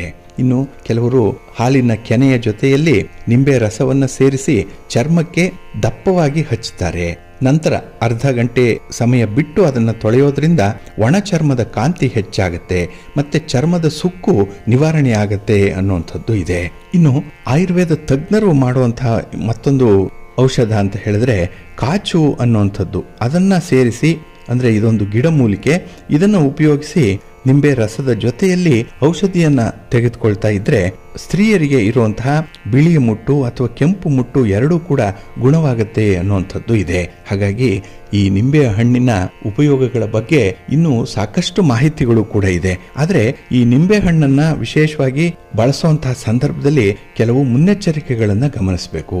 ಅಂದ್ರೆ ಈ ನಿಂಬೆ ಹಣ್ಣಿನ ರಸವನ್ನು ಎಷ್ಟು ಬೇಕೋ ಆ ಪ್ರಮಾಣದಲ್ಲಿ ಮಾತ್ರ ತೆಗೆದುಕೊಳ್ಬೇಕು. ಹೆಚ್ಚಾಗಿ ಉಪಯೋಗಿಸೋದ್ರಿಂದ ಕೆಲವರಿಗೆ ಹಲ್ಲಿನ ಸಮಸ್ಯೆ ಅಥವಾ ಹಲ್ಲಿನ ಸವೆತ ಉಂಟಾಗುವಂಥದ್ದು ಇದೆ. ಹಾಗೆ ಈ ನಿಂಬೆ ಹಣ್ಣಿನ ರಸ ಹೆಚ್ಚಾಗಿ ಉಪಯೋಗಿಸಿದ್ರೆ ಅಸಿಡಿಟಿ ಜಾಸ್ತಿ ಆಗುತ್ತೆ. ಇನ್ನು ಸನ್ಬರ್ನ್ ಇರುವಂತವರು ಹೆಚ್ಚು ಇದನ್ನ ಉಪಯೋಗ ಮಾಡಬಾರದು ಈ ಚರ್ಮದ ಕಾಂತಿಗೆ ಸಂಬಂಧಪಟ್ಟಂತಹ ಔಷಧಿಯಲ್ಲಿ. ಹಾಗೆ ನಿಂಬೆ ರಸವನ್ನು ಹೆಚ್ಚು ಉಪಯೋಗಿಸೋದ್ರಿಂದ ಬಾಯಿ ಹುಣ್ಣು ಕೂಡ ಆಗಬಹುದು. ಹಾಗೆ ಈ ಹೆಚ್ಚಿನ ನಿಂಬೆ ಹಣ್ಣಿನ ರಸದಿಂದ ಎದೆ ಉರಿ ಬರುವಂತಹ ಸಾಧ್ಯತೆ ಕೂಡ ಇರುತ್ತೆ. ಕೆಲವರಿಗೆ ಮೈಗ್ರೇನ್ ಬರುತ್ತೆ. ಹಾಗೆ ಕೆಲವರಿಗೆ ಮೂತ್ರ ವಿಸರ್ಜನೆ ಹೆಚ್ಚಾಗುವಂತಹ ಸಾಧ್ಯತೆಗಳು ಕೂಡ ಇರುತ್ತೆ. ಹಾಗೆ ನೀರಿನ ಪ್ರಮಾಣವನ್ನ ಇದು ದೇಹದಲ್ಲಿ ಕಡಿಮೆ ಮಾಡುತ್ತೆ. ಅಂದ್ರೆ ಡಿಹೈಡ್ರೇಷನ್ ಆಗುವಂತಹ ಸಾಧ್ಯತೆ ಇದೆ ಅನ್ನುವಂಥದ್ದು ಕೂಡ ಕೆಲವರ ಅಭಿಪ್ರಾಯ ಆಗಿರುವಂಥದ್ದು. ಹಾಗಾಗಿ ನಿಂಬೆ ಹಣ್ಣಿನಲ್ಲಿ ಹುಳಿ ಹೆಚ್ಚಾಗಿರೋದ್ರಿಂದ ವಾತರೋಗ ಹೆಚ್ಚಾಗಿ ಬರುತ್ತೆ ಅನ್ನುವಂಥದ್ದು ಕೂಡ ಇದೆ. ಒಟ್ಟಾರೆ ನಿಂಬೆ ಹಣ್ಣಿನಲ್ಲಿ ಹಲವಾರು ಔಷಧೀಯ ಗುಣಗಳಿರೋದ್ರಿಂದ ಅದನ್ನ ಉಪಯೋಗಿಸಬಹುದು. ಆದರೆ ಯಾವುದನ್ನು ಕೂಡ ಹಿತವಾಗಿ ಮಿತವಾಗಿ ಉಪಯೋಗಿಸೋದ್ರಿಂದ ಅದರ ಅನುಕೂಲತೆಗಳು ಹೆಚ್ಚಾಗಿರುತ್ತೆ ಅನ್ನುವಂತಹ ವಿಚಾರ ತಮ್ಮ ಗಮನದಲ್ಲಿರಲಿ. ಪ್ರೀತಿಯ ಬಂಧುಗಳೇ, ಇನ್ನು ಮುಂದೆ ದ್ವಾದಶ ರಾಶಿಯವರ ಗೋಚಾರ ಫಲಗಳು ಹೇಗಿವೆ ನೋಡೋಣ ಬನ್ನಿ. ಮೊದಲಿಗೆ ಮೇಷರಾಶಿ. ಮೇಷರಾಶಿಯವರಿಗೆ ಈ ದಿನ ಪೂರ್ವ ಪುಣ್ಯ ಸ್ಥಾನದಲ್ಲಿ ಚಂದ್ರ ಇರುವಂತಹ ದಿನ. ಹಾಗಾಗಿನೇ ಮಿಶ್ರ ಫಲಗಳು, ಪ್ರಯತ್ನಗಳು. ಹಾಗೆ ಈ ದಿನ ಮಾಡುವಂತಹ ಹೊಸದಾಗಿ ಮಾಡುವಂತಹ ಪ್ರಯತ್ನ ಏನಿದೆ ಅದು ಮುಂದೆ ಸಾಗಲ್ಲ. ಅದರಲ್ಲಿ ಸ್ವಲ್ಪ ಅಡೆತಡೆಗಳು ಜಾಸ್ತಿ ಇರುವಂಥದ್ದು. ಹಾಗಾಗಿ ಅರ್ಧಂಬರ್ಧ ಆಗಿರುವಂತಹ ಕೆಲಸಗಳನ್ನೇ ಮುಂದುವರಿಸುವಂಥದ್ದು ಸೂಕ್ತ. ಇನ್ನು ಹೊಸದಾಗಿ ಯಾವುದೇ ಯೋಜನೆಗಳನ್ನು ಹಾಕ್ಕೊಳ್ಳುವಂಥದ್ದು, ಯಾವುದೇ ವ್ಯಾಪಾರ ವ್ಯವಹಾರಗಳಲ್ಲಿ ಬಂಡವಾಳ ತೊಡಗಿಸುವಂಥದ್ದು, ವ್ಯಾಪಾರ ವಿಸ್ತರಣೆ ಮಾಡುವಂತಹ ಪ್ರಯತ್ನಗಳೇನಾದರೂ ಇದ್ದರೆ ಅದನ್ನು ಮುಂದೂಡುವಂಥದ್ದು ಉತ್ತಮ. ಇನ್ನು ಈ ದಿನ ಅನಿರೀಕ್ಷಿತವಾಗಿ ಕೆಲವು ಮಾತುಗಳನ್ನು ಕೇಳುವಂಥದ್ದು ಕೂಡ ಇದೆ. ಮನಸ್ಸಿಗೆ ಹಿಡಿಸಿದಂತಹ ಮಾತುಗಳು ಇದು, ಅಂಥದ್ದನ್ನು ಕೇಳಿಸ್ಕೊಳ್ಬೇಕಾಗತ್ತೆ. ಹಾಗಾಗಿ ನಿಮ್ಮ ಕೋಪವನ್ನು ಪ್ರದರ್ಶನ ಮಾಡುವಂಥದ್ದಾಗಲಿ ಅಥವಾ ಯಾವುದೇ ರೀತಿಯ ಅಭಿಪ್ರಾಯಗಳನ್ನು ಆ ಸಂದರ್ಭದಲ್ಲಿ ವ್ಯಕ್ತಪಡಿಸುವಂಥದ್ದನ್ನಾಗಲಿ ಮಾಡಬೇಡಿ. ಸ್ವಲ್ಪ ತಾಳ್ಮೆಯಿಂದ ಇರುವಂಥ ಪ್ರಯತ್ನ ಆಗಬೇಕಾಗತ್ತೆ. ಹಾಗೆ ಈ ದಿನದ ಪ್ರಯಾಣದಲ್ಲಿ ನೀವು ಹಾಕಿಕೊಂಡಿರುವಂಥ ಯೋಜನೆಗಳು ಕೂಡ ತತ್ಕಾಲಕ್ಕೆ ಬದಲಾವಣೆ ಆಗುವಂಥದ್ದು ಕೂಡ ಇರುತ್ತೆ. ಹಾಗೆ ನಿಧಾನವಾಗಿ ಈ ಒಂದು ಚಟುವಟಿಕೆಗಳು ನಡೆಯುವಂಥದ್ದು. ಹಾಗಾಗಿ ಈ ದಿನ ನಿಮ್ಮ ಒಂದು ಸ್ಪೀಡ್ಗೆ ಯಾವುದೇ ಫಲಿತಾಂಶಗಳು ಸಿಕ್ಕಲ್ಲ. ಸ್ವಲ್ಪ ಹೊಂದಾಣಿಕೆ ಅನ್ನುವಂಥದ್ದು ಈ ದಿನ ಬೇಕಾಗುತ್ತೆ. ಹಾಗೆ ಯಾವುದೇ ರೀತಿಯ ಸಮಸ್ಯೆಗಳು ಬಂದರೂ ಕೂಡ ಅದನ್ನು ಸಂಯಮದಿಂದ ಪರಿಹರಿಸಿಕೊಳ್ಬೇಕಾಗತ್ತೆ. ಗ್ರಹಗತಿಗಳು ಅಷ್ಟೊಂದು ಅನುಕೂಲಕರವಾದಂತಹ ಸ್ಥಿತಿಯಲ್ಲಿಲ್ಲ. ಹಾಗಾಗಿ ಈ ಸಣ್ಣ ಪುಟ್ಟ ವಿಚಾರಗಳಿಗೆ, ಕ್ಷುಲ್ಲಕ ವಿಚಾರಗಳಿಗೆ ನೀವು ಗಮನ ಕೊಡುವಂಥದ್ದು ಬೇಡ. ಇನ್ನು ಈ ದಿನ ನಿಮ್ಮ ಒಂದು ಮನಃಶಾಂತಿಗೆ ಅಗತ್ಯವಾಗಿ ಬೇಕಾಗಿರುವಂತಹ ಕೆಲವು ಚಟುವಟಿಕೆಗಳನ್ನು ಮಾಡಬೇಕು. ಭಗವಂತನ ದರ್ಶನ ಮಾಡಿ, ಯೋಗ ಮಾಡಿ, ಧ್ಯಾನ ಮಾಡಿ. ಹಾಗೆ ಈ ದಿನ ನಿಮ್ಮ ಮನೆ ದೇವರನ್ನು ಸ್ಮರಣೆ ಮಾಡಿಕೊಳ್ಳಿ. ಗಣಪತಿಯನ್ನು ಪೂಜೆ ಮಾಡಿ, ಈ ದಿನ ಆರಾಧನೆ ಮಾಡಿ, ಒಳ್ಳೆಯದಾಗತ್ತೆ. ಗಣಪತಿಯ ಸ್ತೋತ್ರವನ್ನು ಹೇಳ್ಕೊಳ್ಳೋದ್ರಿಂದ, ಶಿವನ ಪರಿವಾರ ದೇವತೆಗಳನ್ನು ಈ ದಿನ ಪ್ರಾರ್ಥನೆ ಮಾಡಿಕೊಳ್ಳೋದ್ರಿಂದ ಒಳ್ಳೆಯ ಫಲ ನಿಮಗೆ ಸಿಕ್ಕತ್ತೆ. ನಿಮ್ಮ ಅದೃಷ್ಟದ ಬಣ್ಣ ಕೆಂಪು, ಅದೃಷ್ಟದ ದಿಕ್ಕು ಪೂರ್ವ ದಿಕ್ಕು, ಅದೃಷ್ಟ ಸಂಖ್ಯೆ 4. ವೃಷಭ ರಾಶಿ. ವೃಷಭ ರಾಶಿಯವರಿಗೆ ಈ ದಿನ ಚತುರ್ಥದಲ್ಲಿ ಚಂದ್ರ ಇದ್ದಾನೆ. ಹಾಗಾಗಿ ಸುಖ ಸ್ಥಾನದಲ್ಲಿ ಚಂದ್ರ ಇದ್ದರೆ ಈ ದಿನ ಸುಖದಿಂದ ವಂಚಿತರಾಗುವಂಥದ್ದು ಕೂಡ ಇರುತ್ತೆ. ಏಕೆಂದರೆ ನೀವು ಕೈಗೊಳ್ಳುವಂತಹ ಕೆಲವು ತೀರ್ಮಾನಗಳಿರ್ಬೋದು, ಆತುರವಾಗಿ ಮಾಡುವಂತಹ ಕೆಲವು ಕೆಲಸ ಕಾರ್ಯಗಳಿಂದ ನಿಮ್ಮ ಒಂದು ಯೋಜನೆ ವಿಫಲವಾಗುತ್ತೆ. ಹಾಗಾಗಿ ಕೈಗೆ ಬಂದ ತುತ್ತು ಬಾಯಿಗಿಲ್ಲ ಅನ್ನುವಂಥ ರೀತಿಯಲ್ಲಿ ಎಲ್ಲವೂ ಇದೆ, ಆದರೆ ಅನುಭವಿಸುವಂಥ ಯೋಗ ಮಾತ್ರ ಈ ದಿನ ಕಡಿಮೆ ಇರುತ್ತೆ. ಹಾಗೆ ಈ ಗ್ರಹಗತಿಗಳು ಅಷ್ಟೊಂದು ಉತ್ತಮವಾದಂತಹ ಸ್ಥಿತಿಯಲ್ಲಿಲ್ಲ. ಅದಕ್ಕಾಗಿಯೇ ಹಣಕಾಸಿನ ವಿಚಾರದಲ್ಲಿ ಸ್ವಲ್ಪ ಪರಿಸ್ಥಿತಿ ಬಿಗಡಾಯಿಸುವಂಥ ಸಾಧ್ಯತೆ ಇದೆ. ಹಾಗಾಗಿ ಹಣಕಾಸಿನ ತೊಂದರೆ ಉಂಟಾಗುತ್ತೆ. ಇನ್ನು ಯಾವುದೇ ಒಂದು ಖರೀದಿ ಪ್ರಕ್ರಿಯೆಗೆ ಹೋದರೂ ಕೂಡ ಅಲ್ಲಿ ಮೋಸ ಆಗುವಂಥ ಸಾಧ್ಯತೆ ಇದೆ. ಹಾಗಾಗಿ ಸ್ವಲ್ಪ ಎಚ್ಚರಿಕೆಯಿಂದ ಇರಬೇಕು ಹಣದ ವಿಚಾರದಲ್ಲಿ. ಇನ್ನು ಈ ದಿನ ನಿಮ್ಮ ಸ್ವಂತ ಸಂಬಂಧಿಗಳ ಮಧ್ಯೆನೇ ಒಂದು ಸಮಸ್ಯೆ ಬರುವಂಥದ್ದು ಇದೆ. ಅದು ನಿಮ್ಮ ಮಾತಿನಿಂದ ಬರಬಹುದು, ಅತಿಯಾದ ಮಾತು, ಅಥವಾ ಅಹಂನಿಂದ ಬರಬಹುದು, ಅಥವಾ ನನ್ನದೇ ನಡಿಬೇಕು ಅನ್ನುವಂಥ ಹಠದ ಸ್ವಭಾವದಿಂದ ಈ ದಿನ ಸ್ವಲ್ಪ ಸಂಬಂಧಗಳಲ್ಲಿ ಎಲ್ಲೋ ಬಿರುಕು ಬಿಡುವಂಥ ಸಾಧ್ಯತೆಗಳು ಹೆಚ್ಚಾಗಿರುತ್ತೆ. ಹಾಗಾಗಿ ಯಾವುದೇ ಒಂದು ಹೊಸ ಸಂಬಂಧಗಳಲ್ಲಾಗಲಿ ಹೊಸದಾಗಿ ಪರಿಚಯ ಆಗಿರುವಂಥವರ ಜೊತೆಯಲ್ಲಾಗಲಿ ಹೆಚ್ಚು ಹಣಕಾಸಿನ ವ್ಯವಹಾರಗಳನ್ನು ಕೂಡ ಈ ದಿನ ಇಟ್ಕೊಳ್ಬೇಡಿ. ಇನ್ನು ಈ ದಿನ ನಿಮ್ಮ ಮಕ್ಕಳ ಬಗ್ಗೆ ಹೆಚ್ಚು ಚಿಂತೆ ಮಾಡುವಂಥದ್ದು ಕೂಡ ಇದೆ. ಅವರಿಗೆ ಸಿಕ್ಕುವಂಥ ಅವಕಾಶಗಳು, ಅವರ ಮುಂದಿನ ಭವಿಷ್ಯ, ಇದರ ಬಗ್ಗೆ ಈ ದಿನದಲ್ಲಿ ಕೆಲವರ ಜೊತೆಯಲ್ಲಿ ಮಾತುಕತೆ ನಡೆಸುವಂಥ ಸಂದರ್ಭಗಳು ಕೂಡ ಇದೆ. ಆದರೆ ಈ ದಿನ ಪ್ರಮುಖ ವ್ಯಕ್ತಿಯೊಬ್ಬರಿಂದ ಸಿಗುವಂಥ ಸಲಹೆ, ಒಂದು ಮಾರ್ಗದರ್ಶನ, ಸಹಕಾರ ನಿಮಗೆ ತುಂಬ ಖುಷಿಯನ್ನು ಕೊಡುವಂಥ ಸಂದರ್ಭ ಅದು. ಹಾಗೆ ಈ ದಿನ ವ್ಯಾಪಾರದಲ್ಲಾಗಲಿ ಅಥವಾ ನಿಮ್ಮ ಪ್ರಯಾಣದಲ್ಲಾಗಲಿ ಯಾವುದೇ ಒಂದು ಪ್ರಮುಖ ನಿರ್ಧಾರಗಳನ್ನು ಕೈಗೊಳ್ಳಬೇಡಿ, ಅಷ್ಟೊಂದು ಫಲ ಕೊಡಲ್ಲ. ನಿಮ್ಮ ಇಷ್ಟ ದೇವರನ್ನು ಆರಾಧನೆ ಮಾಡಿ. ಹಾಗೆ ಈ ದಿನ ಭಕ್ತಿಯಿಂದ ವಿಷ್ಣು ಸ್ತೋತ್ರವನ್ನು ಹೇಳ್ಕೊಳ್ಳಿ, ವಿಷ್ಣು ಸಹಸ್ರನಾಮ ಹೇಳ್ಕೊಳ್ಳಿ, ವಿಷ್ಣು ತತ್ವ ಇರುವಂಥ ದೇವಾಲಯಕ್ಕೆ ಹೋಗಿ ಭಗವಂತನ ದರ್ಶನ ಮಾಡಿ ಬನ್ನಿ, ಒಳ್ಳೆಯದಾಗುತ್ತೆ. ನಿಮ್ಮ ಅದೃಷ್ಟದ ಬಣ್ಣ ತಿಳಿ ಹಸಿರು, ಅದೃಷ್ಟದ ದಿಕ್ಕು ಈಶಾನ್ಯ ದಿಕ್ಕು, ಅದೃಷ್ಟ ಸಂಖ್ಯೆ 2. ಮಿಥುನ ರಾಶಿ. ಮಿಥುನ ರಾಶಿಯವರಿಗೆ ಈ ದಿನ ತೃತೀಯದಲ್ಲಿ ಚಂದ್ರ ಇರುವಂಥ ದಿನ. ಹಾಗಾಗಿನೇ ಕೀರ್ತಿ ಸ್ಥಾನದಲ್ಲಿ ಚಂದ್ರ ಇದ್ದಾಗ ನಿಮ್ಮ ಕೆಲಸ ಕಾರ್ಯಗಳಿಂದ ನಿಮಗೆ ಸಂಪೂರ್ಣವಾದಂತಹ ತೃಪ್ತಿ ಸಿಕ್ಕತ್ತೆ. ಹಾಗೆ ಆ ಕೆಲಸದಿಂದ, ನಿಮ್ಮ ಮಾತಿನಿಂದಾಗಲಿ ನಿಮ್ಮ ನಡತೆಯಿಂದಾಗಲಿ ನಿಮಗೆ ಗೌರವ ಸ್ಥಾನಮಾನಗಳು ಹೆಚ್ಚಾಗುವಂಥ ಸಾಧ್ಯತೆ ಈ ದಿನ ಜಾಸ್ತಿ ಇದೆ. ಆದರೆ ನಿಮ್ಮ ಪ್ರಗತಿಯ ವೇಗವನ್ನು ಈ ದಿನ ಸ್ವಲ್ಪ ಉಳಿಸ್ಕೊಳ್ಬೇಕು, ಕನ್ಸಿಸ್ಟೆನ್ಸಿಯನ್ನು ಇಟ್ಕೊಳ್ಬೇಕು. ಆರಂಭದಲ್ಲಿ ತುಂಬ ಒಂದು ಚಟುವಟಿಕೆ, ಲವಲವಿಕೆ ಅನ್ನುವಂಥದ್ದು ಇದೆ, ಆರಂಭ ಶೂರತ್ವ ಇದೆ. ಆದರೆ ಕ್ರಮೇಣ ಆ ಕೆಲಸದಲ್ಲಿ ಇದ್ದಂಥ ಆಸಕ್ತಿ ಈ ದಿನ ಸ್ವಲ್ಪ ಕಡಿಮೆ ಆಗುವಂಥ ಸಾಧ್ಯತೆಗಳಿರುತ್ತೆ. ಸ್ವಲ್ಪ ಎಚ್ಚರಿಕೆಯಿಂದ ಆ ವೇಗವನ್ನು ಉಳಿಸ್ಕೊಳ್ಳಿ. ಇನ್ನು ಈ ದಿನ ಮನಸ್ಸಿನಲ್ಲಿ ಇದ್ದಂತಹ ಕೆಲವು ಕಹಿ ಘಟನೆಗಳಿರ್ಬೋದು, ಹಳೆಯ ವಿಚಾರಗಳಿರ್ಬೋದು, ಇದನ್ನು ಮರೆತರೆ, ಅದನ್ನು ಮನಸ್ಸಿನಿಂದ ತೆಗೆದು ಹಾಕಿದ್ರೆ ಹೊಸ ವಿಚಾರಗಳನ್ನು ಅಲ್ಲಿ ತುಂಬಿಸಿಕೊಳ್ಳಿಕ್ಕೆ ಒಂದು ಸ್ಥಳಾವಕಾಶ ಸಿಕ್ಕತ್ತೆ. ಈ ಒಂದು ದೃಷ್ಟಿಯಿಂದ ನೀವು ಬದಲಾವಣೆ ಆಗಬೇಕು. ಹಾಗೆ ಈ ದಿನ ನೀವು ತೆಗೆದುಕೊಳ್ಳುವಂಥ ನಿರ್ಧಾರ ನಿಮ್ಮ ಭವಿಷ್ಯಕ್ಕೆ ಬಹಳ ಅತ್ಯುತ್ತಮವಾದಂಥ ಒಂದು ಪರಿಸರವನ್ನು, ಅನುಕೂಲಗಳನ್ನು, ಅವಕಾಶಗಳನ್ನು ಕಲ್ಪಿಸಿಕೊಡುತ್ತೆ. ಇನ್ನು ಈ ದಿನ ನಿಮ್ಮ ಸಮಯಕ್ಕೆ ತಕ್ಕಂತೆ ನಿಮ್ಮ ಗುರಿ, ನಿಮ್ಮ ಪರಿಹಾರ ಕ್ರಮಗಳು, ಅದನ್ನು ಸ್ವಲ್ಪ ಬದಲಾವಣೆ ಮಾಡ್ಕೊಳ್ತಾ ಇರಿ. ಅಂದರೆ ಸಮಯಕ್ಕೆ ಸರಿಯಾಗಿ ನೀವು ಹೊಂದಾಣಿಕೆ ಮಾಡಿಕೊಳ್ಳುವಂಥದ್ದು ಬಹಳ ಸೂಕ್ತ. ಇದರಿಂದ ನಿಮಗೆ ಹೆಚ್ಚಿನ ಲಾಭ ಕೂಡ ಉಂಟಾಗುತ್ತೆ. ಇನ್ನು ಹೊಸ ವ್ಯಾಪಾರ ಇರ್ಬೋದು, ಹೊಸದಾಗಿ ಒಂದು ಸಾಹಸದ ಕೆಲಸ ಇರ್ಬೋದು, ಇದನ್ನು ಮಾಡಲಿಕ್ಕೆ ಮನಸ್ಸಿದೆ. ಆದರೆ ನಿಮ್ಮ ಇತಿಮಿತಿಯಲ್ಲಿ ಕೆಲಸಗಳನ್ನು ಮುಂದುವರಿಸಿ.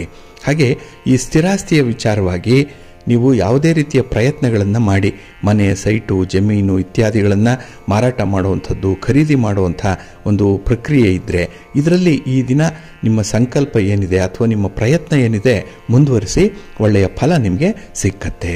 ಹಾಗೆ ಮನೆಯವರಿಗೆ ಈ ದಿನ ಸ್ವಲ್ಪ ಕ್ವಾಲಿಟಿ ಟೈಮನ್ನು ಕೊಡಬೇಕು.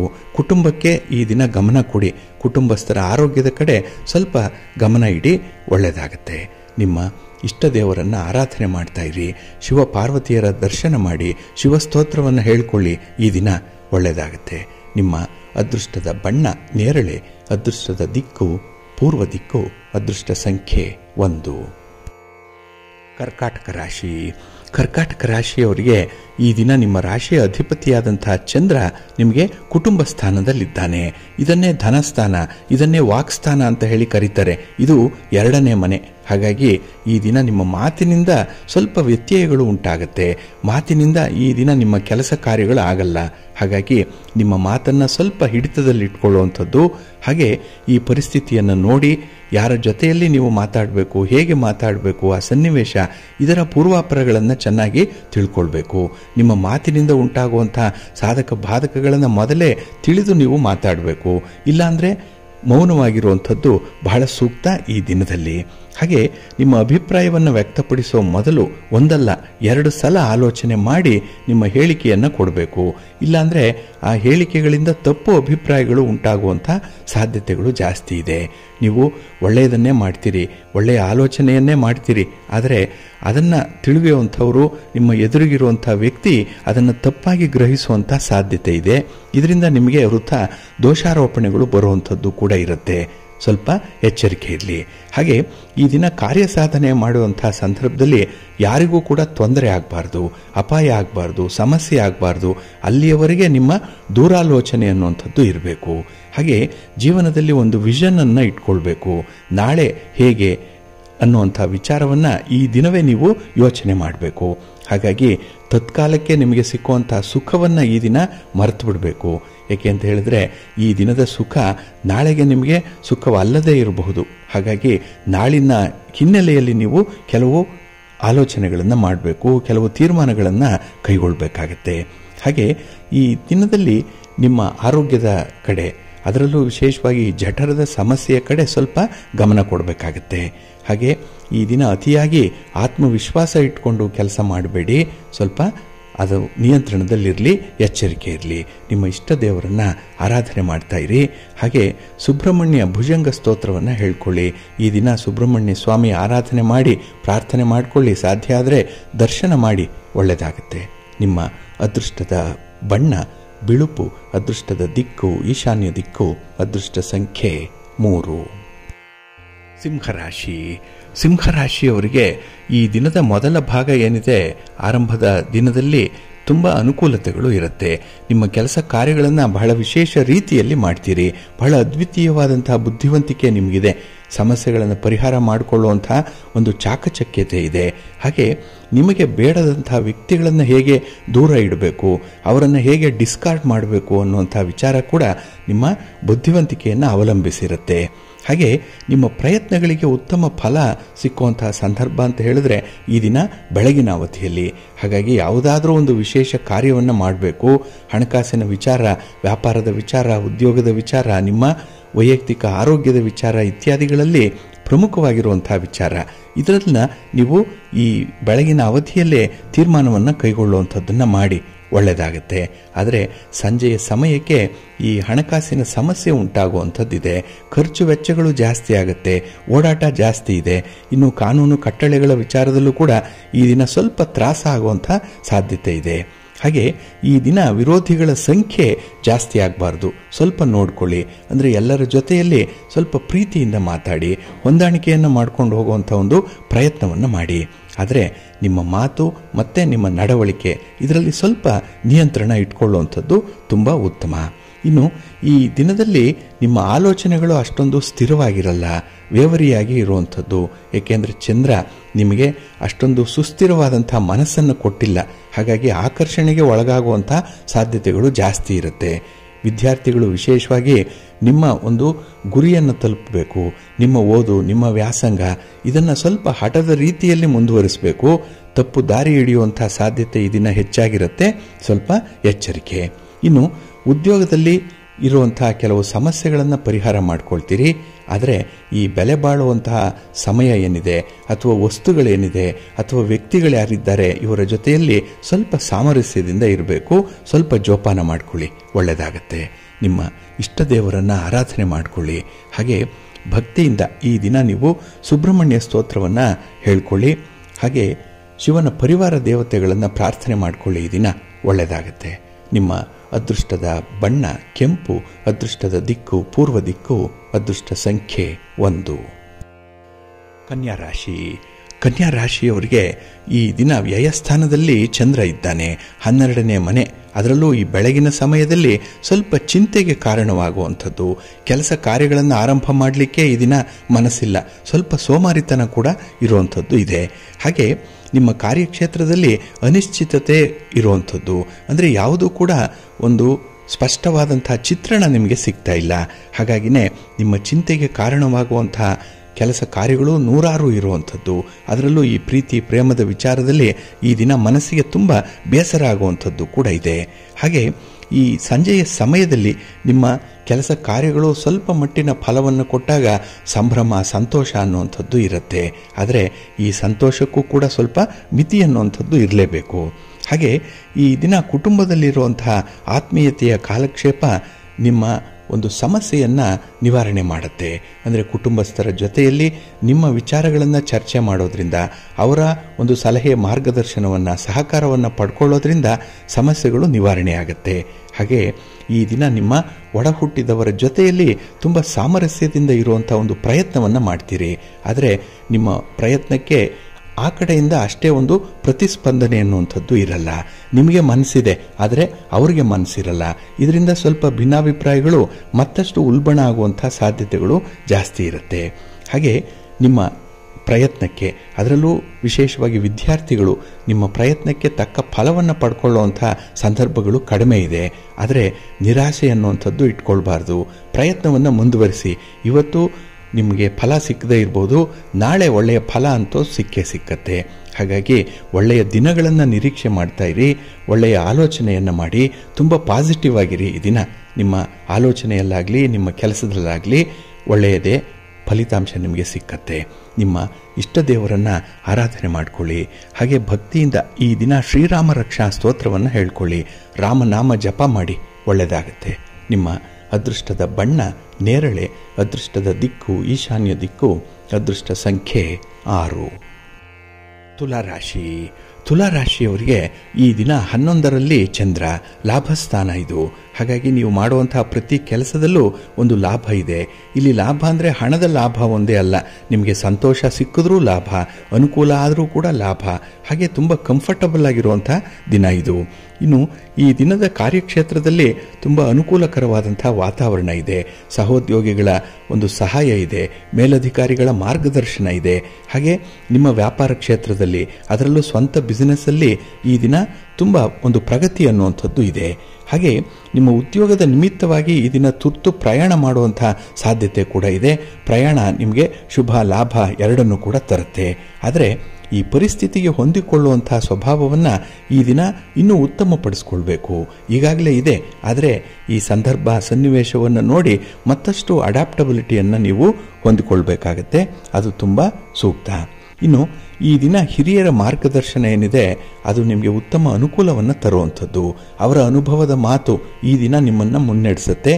ಬಹಳ ಎಚ್ಚರಿಕೆಯಿಂದ ಈ ಹಣಕಾಸಿನ ನಷ್ಟ ಉಂಟಾಗುವಂಥದ್ದು ಅಥವಾ ಈ ಹಣದ ಮೋಸ ಆಗುವಂಥದ್ದನ್ನು ತಡೆಯುತ್ತೆ ಈ ದಿನದಲ್ಲಿ. ಇದು ನಿಮಗೆ ಒಂದು ರೀತಿಯ ಆದಾಯ ಇರುವಂಥದ್ದು.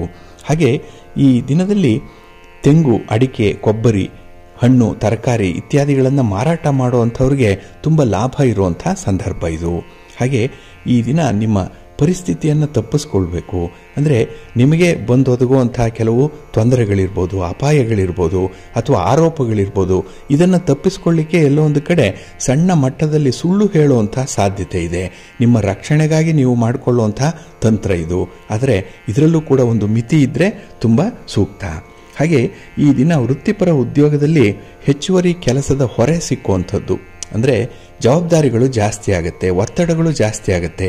ಅದನ್ನು ಸ್ವಲ್ಪ ಸಂಯಮದಿಂದ ನಿರ್ವಹಣೆ ಮಾಡಿಕೊಳ್ಳಿ. ಆತ್ಮವಿಶ್ವಾಸದಿಂದ ಅದನ್ನು ಎದುರಿಸುವಂಥ ಒಂದು ಪ್ರಯತ್ನ ಮಾಡಿ, ಒಳ್ಳೆಯದಾಗತ್ತೆ. ನಿಮ್ಮ ಇಷ್ಟ ದೇವರನ್ನು, ನಿಮ್ಮ ಮನೆ ದೇವರನ್ನು ಸ್ಮರಣೆ ಮಾಡ್ತಾ ಇರಿ. ಹಾಗೆ ಆಂಜನೇಯ ಸ್ತೋತ್ರವನ್ನು ಹೇಳ್ಕೊಳ್ಳಿ, ಹನುಮಾನ್ ಚಾಲೀಸನ್ನು ಹೇಳ್ಕೊಳ್ಳಿ. ಈ ದಿನ ಒಳ್ಳೆಯದಾಗತ್ತೆ. ನಿಮ್ಮ ಅದೃಷ್ಟದ ಬಣ್ಣ ಕೇಸರಿ, ಅದೃಷ್ಟದ ದಿಕ್ಕು ಪೂರ್ವ ದಿಕ್ಕು, ಅದೃಷ್ಟ ಸಂಖ್ಯೆ 1. ವೃಶ್ಚಿಕ ರಾಶಿ. ವೃಶ್ಚಿಕ ರಾಶಿಯವರಿಗೆ ಈ ದಿನ 10ರ ಸ್ಥಾನದಲ್ಲಿ ಚಂದ್ರ, ಉದ್ಯೋಗ ಸ್ಥಾನ ಇದು. ನೀವು ಮಾಡುವಂಥ ಕೆಲಸವನ್ನು ಹೇಳುವಂಥದ್ದು, ನಿಮ್ಮ ಕರ್ಮಸ್ಥಾನ ಇದು. ಹಾಗಾಗಿ ಈ ದಿನದ ಕೆಲಸ ಕಾರ್ಯಗಳಲ್ಲಿ, ನಿಮ್ಮ ಚಟುವಟಿಕೆಗಳಲ್ಲಿ ಈ ದಿನ ತುಂಬ ಆಸಕ್ತಿ ಇದೆ, ತುಂಬ ಶ್ರಮ ಪಡುವಂಥ ಸಾಧ್ಯತೆ ಇದೆ. ನಿಮ್ಮ ಕುಟುಂಬಸ್ಥರಿಗೆಲ್ಲರಿಗಿಂತ ನೀವೇ ಹೆಚ್ಚಾಗಿ ಕುಟುಂಬದ ಜವಾಬ್ದಾರಿಯನ್ನು ತೆಗೆದುಕೊಳ್ಳುವಂಥದ್ದು, ಅಷ್ಟೇ ಶ್ರಮ ಇದೆ, ಅಷ್ಟೇ ತ್ಯಾಗ ಇದೆ. ಎಲ್ಲೋ ಒಂದು ಕಡೆ ನಿಮ್ಮ ತ್ಯಾಗಕ್ಕೆ ಈ ದಿನ ಬೆಲೆ ಸಿಗ್ತಾ ಇಲ್ಲ ಅನ್ನುವಂಥ ಒಂದು ಕೊರಗು ನಿಮ್ಮನ್ನು ಕಾಡುವಂಥದ್ದು ಕೂಡ ಇದೆ. ಹಾಗೆ ನಿಮ್ಮ ಬಗ್ಗೆ ನೀವೇ ಹೆಚ್ಚು ಆತ್ಮ ಪ್ರಶಂಸೆ ಮಾಡಿಕೊಳ್ಳುವಂಥದ್ದು, ನಿಮ್ಮ ಸಾಧನೆಯನ್ನು ನೀವೇ ಹೇಳಿಕೊಳ್ಳುವಂಥ ಸಂದರ್ಭ ಬರುತ್ತೆ. ಏಕೆಂದರೆ ನಮ್ಮ ಒಂದು ಬೆಳಕಿನ ದೀಪವನ್ನು ನಾವೇ ಹಚ್ಚಿಕೊಳ್ಬೇಕು ಕೆಲವು ಸಂದರ್ಭದಲ್ಲಿ. ಹಾಗಾಗಿನೇ ಈ ದಿನ ನಿಮ್ಮ ಬಗ್ಗೆ ನಿಮ್ಮ ಪರಿಚಯ ಬಹಳ ವಿಶೇಷ ರೀತಿಯಲ್ಲಿ ಇರುತ್ತೆ. ಹಾಗೆ ಈ ದಿನ ವ್ಯಾಪಾರದಲ್ಲಿ, ವ್ಯವಹಾರದಲ್ಲಿ, ಅದರಲ್ಲೂ ಬಹಳ ಮುಖ್ಯವಾಗಿ ಪ್ರಯಾಣದಲ್ಲಿ ನಿಮಗೆ ಆಸಕ್ತಿ ಜಾಸ್ತಿ ಇರುವಂಥದ್ದು. ಉದ್ಯೋಗ ನಿಮಿತ್ತವಾಗಿ, ವ್ಯಾಪಾರ ನಿಮಿತ್ತವಾಗಿ ಅಥವಾ ನಿಮ್ಮ ಸ್ವಹಿತಾಸಕ್ತಿಗಾಗಿ ಮಾಡುವಂಥ ಪ್ರಯಾಣ ಈ ದಿನ ನಿಮಗೆ ಒಳ್ಳೆಯ ಫಲವನ್ನೇ ತರುತ್ತೆ. ಹಾಗೆ ಈ ಆಸ್ತಿ ಮಾರಾಟದ ವಿಚಾರದಲ್ಲಿ, ಸ್ಥಿರಾಸ್ತಿಯ ವಿಚಾರದಲ್ಲಿ ಈ ದಿನ ತಪ್ಪು ನಿರ್ಧಾರಗಳನ್ನು ಕೈಗೊಳ್ಳುವಂಥದ್ದು ಇದೆ. ಏಕೆಂದರೆ ಆತುರವಾಗಿ ಏನೋ ಮಾಡಲಿಕ್ಕೆ ಹೋಗ್ತೀರಿ, ಇಲ್ಲಿ ಎಡವಟ್ಟಾಗುವಂಥ ಸಾಧ್ಯತೆ ಇದೆ. ಸ್ವಲ್ಪ ಜಾಗ್ರತೆ. ಅದಕ್ಕಾಗಿಯೇ ತಜ್ಞರ ಅಥವಾ ಬಲ್ಲವರ, ಹಿರಿಯರ ಒಂದು ಮಾರ್ಗದರ್ಶನದಲ್ಲಿ ಮುಂದುವರಿಯುವಂಥದ್ದು ಈ ಒಂದು ನಿಟ್ಟಿನಲ್ಲಿ ಒಳ್ಳೆಯದು. ಹಾಗೆ ವಿದೇಶದಲ್ಲಿ ಉದ್ಯೋಗದಲ್ಲಿ ಇರುವಂಥವರಿಗೆ ಪ್ರಗತಿ ಇದೆ. ಅವರಿಂದ ಏನೋ ಒಂದು ಲಾಭ, ಒಂದು ಒಳ್ಳೆಯ ಸುದ್ದಿ, ಸಂತೋಷದ ಸಮಾಚಾರ ನಿಮಗೆ ಸಿಕ್ಕುವಂಥದ್ದು ಈ ದಿನ ಇರುತ್ತೆ. ಇನ್ನು ವಿಶೇಷವಾಗಿ ಈ ದಿನದಲ್ಲಿ ಸಮಾಜದಲ್ಲಿ ನಿಮ್ಮ ಕುಟುಂಬದಲ್ಲಿ ನಿಮಗೆ ವಿಶೇಷ ಗೌರವ ಸ್ಥಾನಮಾನಗಳು ಸಿಕ್ಕುವಂಥದ್ದು ಇದೆ. ಯಾಕೆಂದರೆ ನೀವು ಇತ್ತೀಚೆಗೆ ತೆಗೆದುಕೊಂಡಂಥ ಒಂದು ನಿರ್ಧಾರ 4 ಜನರಿಗೆ ಒಳ್ಳೆಯದಾಗ್ತಾ ಇದೆ. ಅದರಿಂದ ನಿಮಗೆ ಒಂದು ಪ್ರಶಂಸೆ ಸಿಕ್ಕುವಂಥದ್ದು, ಇದು ನಿಮಗೆ ಪ್ರೋತ್ಸಾಹ. ಅದೇ ರೀತಿಯ ಹೊಸ ಕೆಲಸಗಳನ್ನು ಮಾಡಲಿಕ್ಕೆ ನಿಮಗೆ ಒಂದು ರೀತಿಯ ಮೋಟಿವೇಶನ್ ಇದು. ಹಾಗಾಗಿ ನಿಮಗೆ ಈ ದಿನದಲ್ಲಿ ಹೆಚ್ಚು ಆಸಕ್ತಿಯನ್ನು ಕೆರಳಿಸುವಂಥ ವಿದ್ಯಮಾನಗಳಲ್ಲಿ ತುಂಬ ಗಮನ ಅನ್ನುವಂಥದ್ದು ಇರುತ್ತೆ. ಇನ್ನು ಪ್ರೀತಿ ಪ್ರೇಮದ ವಿಚಾರದಲ್ಲೂ ಸಂಪೂರ್ಣವಾಗಿ ತೊಡಗಿಸ್ಕೊಳ್ಳುವಂಥದ್ದು ಇದೆ. ಆದರೆ ಅದರಲ್ಲಿ ನಿಮ್ಮ ಪ್ರೀತಿಯನ್ನು, ನಿಮ್ಮ ದಕ್ಷತೆಯನ್ನು, ನಿಮ್ಮ ಬುದ್ಧಿವಂತಿಕೆಯನ್ನು, ಸಮಯ ಪ್ರಜ್ಞೆಯನ್ನು ತೋರಿಸುವಂಥ ಅವಕಾಶಗಳು ಬರ್ತಾ ಇದೆ. ಅದನ್ನು ಸಮರ್ಥವಾಗಿ ಬಳಸ್ಕೊಳ್ಳಿ, ಒಳ್ಳೆಯದಾಗತ್ತೆ. ನಿಮ್ಮ ಇಷ್ಟ ದೇವರನ್ನು ಆರಾಧನೆ ಮಾಡಿಕೊಳ್ಳಿ, ಶಿವಪಾರ್ವತಿಯರ ದರ್ಶನ ಮಾಡಿ, ಮಹಾವಿಷ್ಣುವನ್ನು ಮಹಾಲಕ್ಷ್ಮಿಯನ್ನು ಈ ದಿನ ಪ್ರಾರ್ಥನೆ ಮಾಡಿಕೊಳ್ಳಿ, ಒಳ್ಳೆಯದಾಗತ್ತೆ. ನಿಮ್ಮ ಅದೃಷ್ಟದ ಬಣ್ಣ ತಿಳಿ ಹಸಿರು, ಅದೃಷ್ಟದ ದಿಕ್ಕು ಈಶಾನ್ಯ ದಿಕ್ಕು, ಅದೃಷ್ಟ ಸಂಖ್ಯೆ 1. ಧನುರಾಶಿ. ಧನುರಾಶಿಯವರಿಗೆ ಈ ದಿನ ಭಾಗ್ಯಸ್ಥಾನದಲ್ಲಿ ಚಂದ್ರ ಇರುವಂತಹ ದಿನ. ಸೂರ್ಯ ಕೂಡ ಈ ದಿನ ಭಾಗ್ಯಸ್ಥಾನದಲ್ಲಿದ್ದಾನೆ. ಹಾಗಾಗಿ ಮಿಶ್ರ ಫಲಗಳನ್ನು ಈ ದಿನ ನೀವು ಅನುಭವಿಸುವಂತಹ ದಿನ. ಅದರಲ್ಲೂ ಈ ಪ್ರಾರಂಭದ ಅವಧಿ ಏನಿದೆ ದಿನದಲ್ಲಿ, ಅದು ಸ್ವಲ್ಪ ತ್ರಾಸದಾಯಕವಾಗಿರುತ್ತೆ. ಆ ಪರಿಸ್ಥಿತಿಯನ್ನು ಚೆನ್ನಾಗಿ ನೀವು ಅರಿತುಕೊಳ್ಬೇಕು, ಸನ್ನಿವೇಶವನ್ನು ಸ್ಟಡಿ ಮಾಡಬೇಕು. ಆಗ ನಿಮ್ಮ ಕೆಲಸಗಳು ಏನು, ನಿಮ್ಮ ಜವಾಬ್ದಾರಿ ಏನು ಅನ್ನುವಂಥದ್ದು ನಿಮಗೆ ಅರ್ಥ ಆಗುತ್ತೆ. ಹಾಗೆ ಈ ದಿನ ಬೆಳ್ಳಗಿರುವುದೆಲ್ಲ ಹಾಲಲ್ಲ ಅನ್ನುವಂಥ ವಿಚಾರ, ಎಲ್ಲರನ್ನ ನಂಬುವಂತಹ ಒಂದು ವಿಚಾರ, ಹಣಕಾಸಿನ ವಿಚಾರ, ಇದರಲ್ಲಿ ಸ್ವಲ್ಪ ಜಾಗೃತೆಯಾಗಿ ಇರಬೇಕಾಗತ್ತೆ. ಇನ್ನು ಈಗಾಗಲೇ ನಿಮ್ಮ ಒಂದು ಹೆಚ್ಚಿನ ಪ್ರಯತ್ನ, ಕಠಿಣ ಪರಿಶ್ರಮ ಏನಿದೆ, ಇದರಿಂದ ಫಲಿತಾಂಶಗಳು ಬರಲಿಕ್ಕೆ ಪ್ರಾರಂಭ ಆಗಿದೆ. ಆದರೆ ಈ ದಿನದ ಬೆಳಗಿನ ಅವಧಿಯಲ್ಲಿ ಸ್ವಲ್ಪ ಕಷ್ಟ ಸಾಧ್ಯವಾಗುತ್ತೆ. ಸಂಜೆಯ ವೇಳೆಗೆ ಸ್ವಲ್ಪ ಮನಸ್ಸಿಗೆ ನಿರಾಳ, ಒಂದು ಸಂತೋಷ ಅನ್ನುವಂಥದ್ದು ಇರುತ್ತೆ. ಹಾಗೆ ಯಾವುದೇ ಒಂದು ಸ್ಥಿತಿ ಬದಲಾವಣೆ ಆಗಬೇಕಿದ್ರೆ ಧನಾತ್ಮಕವಾದಂಥ ಚಿಂತನೆ ಅತಿ ಅಗತ್ಯ. ಪಾಸಿಟಿವ್ ಥಿಂಕಿಂಗ್ ತುಂಬ ಬೇಕಾಗಿದೆ. ಹಾಗಾಗಿ ನಿಮಗೆ ಈ ನೆಗೆಟಿವ್ ಥಾಟ್ಸ್ ಬರುವಂಥ ವಿಚಾರಗಳಾಗಲಿ ಅಥವಾ ಅದನ್ನು ಇನ್ಫ್ಲೂಯೆನ್ಸ್ ಮಾಡುವಂಥ ಹಿತಶತ್ರುಗಳಿಂದಾಗಲಿ ಈ ದಿನ ಸ್ವಲ್ಪ ದೂರ ಇರಬೇಕಾಗತ್ತೆ. ಹಾಗಾಗಿ ಎಲ್ಲ ಕೆಲಸದ ಕಾರ್ಯಗಳಲ್ಲೂ ಕೂಡ ನಿಮ್ಮ ಒಂದು ಆತ್ಮವಿಶ್ವಾಸವನ್ನು, ನಿಮ್ಮ ಸ್ವಂತ ಬಲವನ್ನು ಈ ದಿನ ನೀವು ನಂಬಿಕೊಳ್ಳಬೇಕು. ಬೇರೆಯವರ ಮೇಲೆ ಹಣಕಾಸಿನ ವಿಚಾರದಲ್ಲಿ ಹೆಚ್ಚು ಡಿಪೆಂಡ್ ಆಗುವಂಥದ್ದು ಉತ್ತಮ ಅಲ್ಲ. ಇನ್ನು ಈ ದಿನ ನಿಮ್ಮ ಹಾದಿ ಉತ್ತಮವಾದಂತಹ ರೀತಿಯಲ್ಲಿದೆ, ಆಯ್ಕೆ ಮಾಡಿಕೊಂಡಿರುವಂಥ ದಾರಿ ಚೆನ್ನಾಗಿದೆ. ಆದರೆ ಅದನ್ನು ಹಿಂದಿರುಗಿ ನೋಡಿ ಬಂದಿರುವಂಥ ಕಷ್ಟ ಸುಖಗಳ ಬಗ್ಗೆ ಸ್ವಲ್ಪ ಸಾಧಕ ಬಾಧಕಗಳನ್ನು ಕೂಡ ತೂಗಿ ನೋಡಿ ಮುಂದುವರಿಬೇಕಾಗತ್ತೆ. ಇನ್ನು ಈ ದಿನದಲ್ಲಿ ಕೆಲವು ಆಲೋಚನೆಗಳಿಂದ ನಿಮ್ಮ ಸಮಯ ವ್ಯರ್ಥವಾಗುವಂಥದ್ದು ಕೂಡ ಇದೆ. ಹಾಗಾಗಿ ಈ ಸಮಯ ಅನ್ನುವಂಥದ್ದು ಬಹಳ ಅಮೂಲ್ಯ. ಟೈಮ್ ಈಸ್ ಮನಿ ಅನ್ನುವಂಥದ್ದನ್ನು ಈ ದಿನ ಜ್ಞಾಪಕದಲ್ಲಿಟ್ಕೊಂಡು ಮುಂದುವರಿರಿ, ಒಳ್ಳೆಯದಾಗತ್ತೆ. ಹಾಗೆ ಈ ದಿನ ನಿಮ್ಮ ಬಂಧು ಮಿತ್ರರ ಜೊತೆಯಲ್ಲಿ ಸ್ವಲ್ಪ ಸಾಮರಸ್ಯದಿಂದ ಇರುವಂಥದ್ದನ್ನು ಮುಂದುವರಿಸಿ. ನಿಮ್ಮ ಮನೆಯ ದೇವರನ್ನು ಸ್ಮರಣೆ ಮಾಡಿಕೊಳ್ಳಿ. ಹಾಗೆ ಭಕ್ತಿಯಿಂದ ಈ ದಿನ ನೀವು ಮಹಾಲಕ್ಷ್ಮಿ ಸ್ತೋತ್ರವನ್ನು ಹೇಳ್ಕೊಳ್ಳಿ, ಅನ್ನಪೂರ್ಣೇಶ್ವರಿ ಸ್ತೋತ್ರವನ್ನು ಹೇಳ್ಕೊಳ್ಳಿ, ಒಳ್ಳೆಯದಾಗುತ್ತೆ. ನಿಮ್ಮ ಅದೃಷ್ಟದ ಬಣ್ಣ ಬಿಳುಪು, ಅದೃಷ್ಟದ ದಿಕ್ಕು ಈಶಾನ್ಯ ದಿಕ್ಕು, ಅದೃಷ್ಟ ಸಂಖ್ಯೆ 4. ಮಕರ ರಾಶಿ. ಮಕರ ರಾಶಿಯವರಿಗೆ ಈ ದಿನ ಅಷ್ಟಮದಲ್ಲಿ ಚಂದ್ರ ಇರುವಂತಹ ದಿನ. 8ನೇ ಮನೆ ಇದು, ದುಸ್ಥಾನದ ಮನೆ. ಹಾಗಾಗಿನೇ ಈ ದಿನ ಎಲ್ಲ ವಿಚಾರಗಳಲ್ಲೂ ಕೂಡ ನೀವು ಎಚ್ಚರಿಕೆಯಿಂದ ಇರಬೇಕು. ನಿಮ್ಮ ಯಾವುದೇ ಪ್ರಯತ್ನದಲ್ಲೂ ಕೂಡ ನಿಮಗೆ ಮಿಶ್ರ ಫಲ ಅನ್ನುವಂಥದ್ದು ಇದ್ದೇ ಇರುತ್ತೆ. ಅದಕ್ಕೆ ಬೇಸರಿಸಬೇಡಿ, ಪ್ರಯತ್ನವನ್ನು ಮಾತ್ರ ಮುಂದುವರಿಸಿ. ಹಾಗೆ ನೀವು ಮಾಡುವಂಥ ಕೆಲಸ ಕಾರ್ಯಗಳು ಈ ದಿನ ಭಗವಂತನಿಗೆ ಸಮರ್ಪಣೆ ಆಗಬೇಕು. ಆ ಒಂದು ಹಂತಕ್ಕೆ ನಿಮ್ಮ ಕೆಲಸಗಳು ಮುಂದುವರಿಬೇಕಾಗತ್ತೆ. ಹಾಗೆ ಆರೋಗ್ಯ ಸಮಸ್ಯೆ ಕೂಡ ಈ ದಿನ ಇದೆ, ಸ್ವಲ್ಪ ತೊಂದರೆಗೆ ಒಳಗಾಗುವಂಥದ್ದು. ಹಾಗಾಗಿ ನಿಮ್ಮ ಪ್ರಯಾಣದಲ್ಲಿ ಈ ದಿನ ಸ್ವಲ್ಪ ಆಲಸ್ಯ ಇರುವಂಥದ್ದು. ಈ ದಿನದ ಕೆಲಸವನ್ನು ನಾಳೆ ಮಾಡಿದ್ರಾಯ್ತು ಅನ್ನುವಂಥ ಒಂದು ಸ್ವಭಾವ ಇರುತ್ತೆ.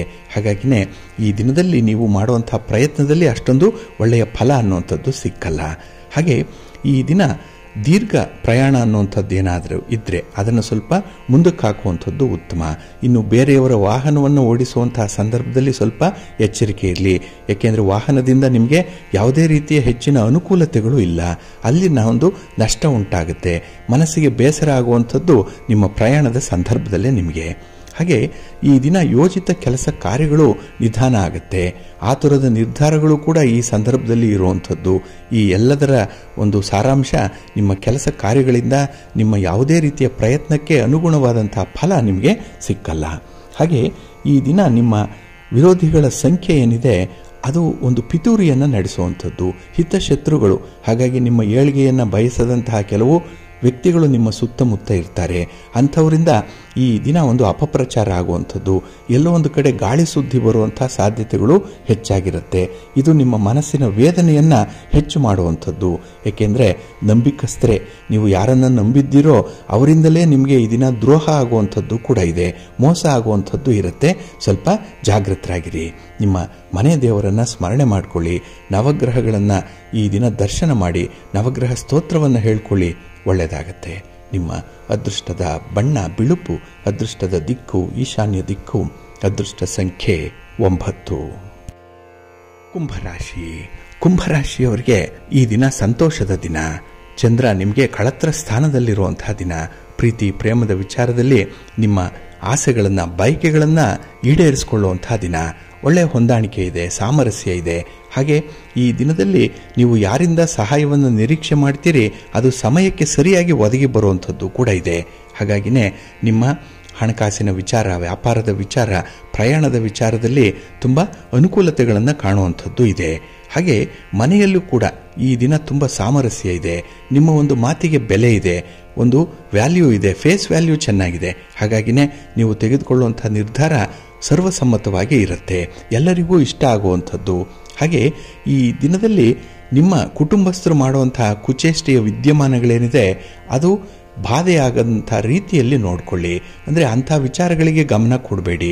ಹಾಗೆ ಅವರ ಸ್ವಭಾವ ಅದೇ ರೀತಿ ಅನ್ನುವಂಥದ್ದನ್ನು ಮನದಟ್ಟು ಮಾಡಿಕೊಳ್ಬೇಕು. ವ್ಯಕ್ತಿಯನ್ನು ವ್ಯಕ್ತಿಯಾಗಿಯೇ ಈ ದಿನ ಸ್ವೀಕಾರ ಮಾಡಬೇಕು. ಅವರಿಂದ ಯಾವುದೇ ಬದಲಾವಣೆಗಳನ್ನು ನಿರೀಕ್ಷೆ ಮಾಡಬೇಡಿ. ಹಾಗೆ ಈ ದಿನ ನಿಮ್ಮ ಸ್ವಂತ ಸಂಬಂಧಗಳ ಮಧ್ಯದಲ್ಲಿ ಹಣಕಾಸಿನ ವಿಚಾರದಲ್ಲಿ ವ್ಯವಹಾರಗಳನ್ನು ಮಾಡಬೇಡಿ. ಹಣ ಕೊಡುವಂಥದ್ದು, ತರುವಂಥದ್ದು, ಜಾಮೀನಾಗಿ ನಿಲ್ಲುವಂಥ ವಿಚಾರಗಳೇನಿದೆ ಇದನ್ನು ಈ ದಿನ ಮಾಡಬೇಡಿ. ಹಾಗೆ ಈ ದಿನ ಹೊಸದಾಗಿ ಒಂದು ವ್ಯಾಪಾರ, ಉದ್ಯೋಗ ಅಥವಾ ಹೊಸ ಚಟುವಟಿಕೆ, ಏನೋ ಒಂದು ಹೊಸತನ್ನು ಮಾಡಬೇಕು ಅನ್ನುವಂಥ ಉತ್ಸಾಹ ಹೆಚ್ಚಾಗಿರುತ್ತೆ.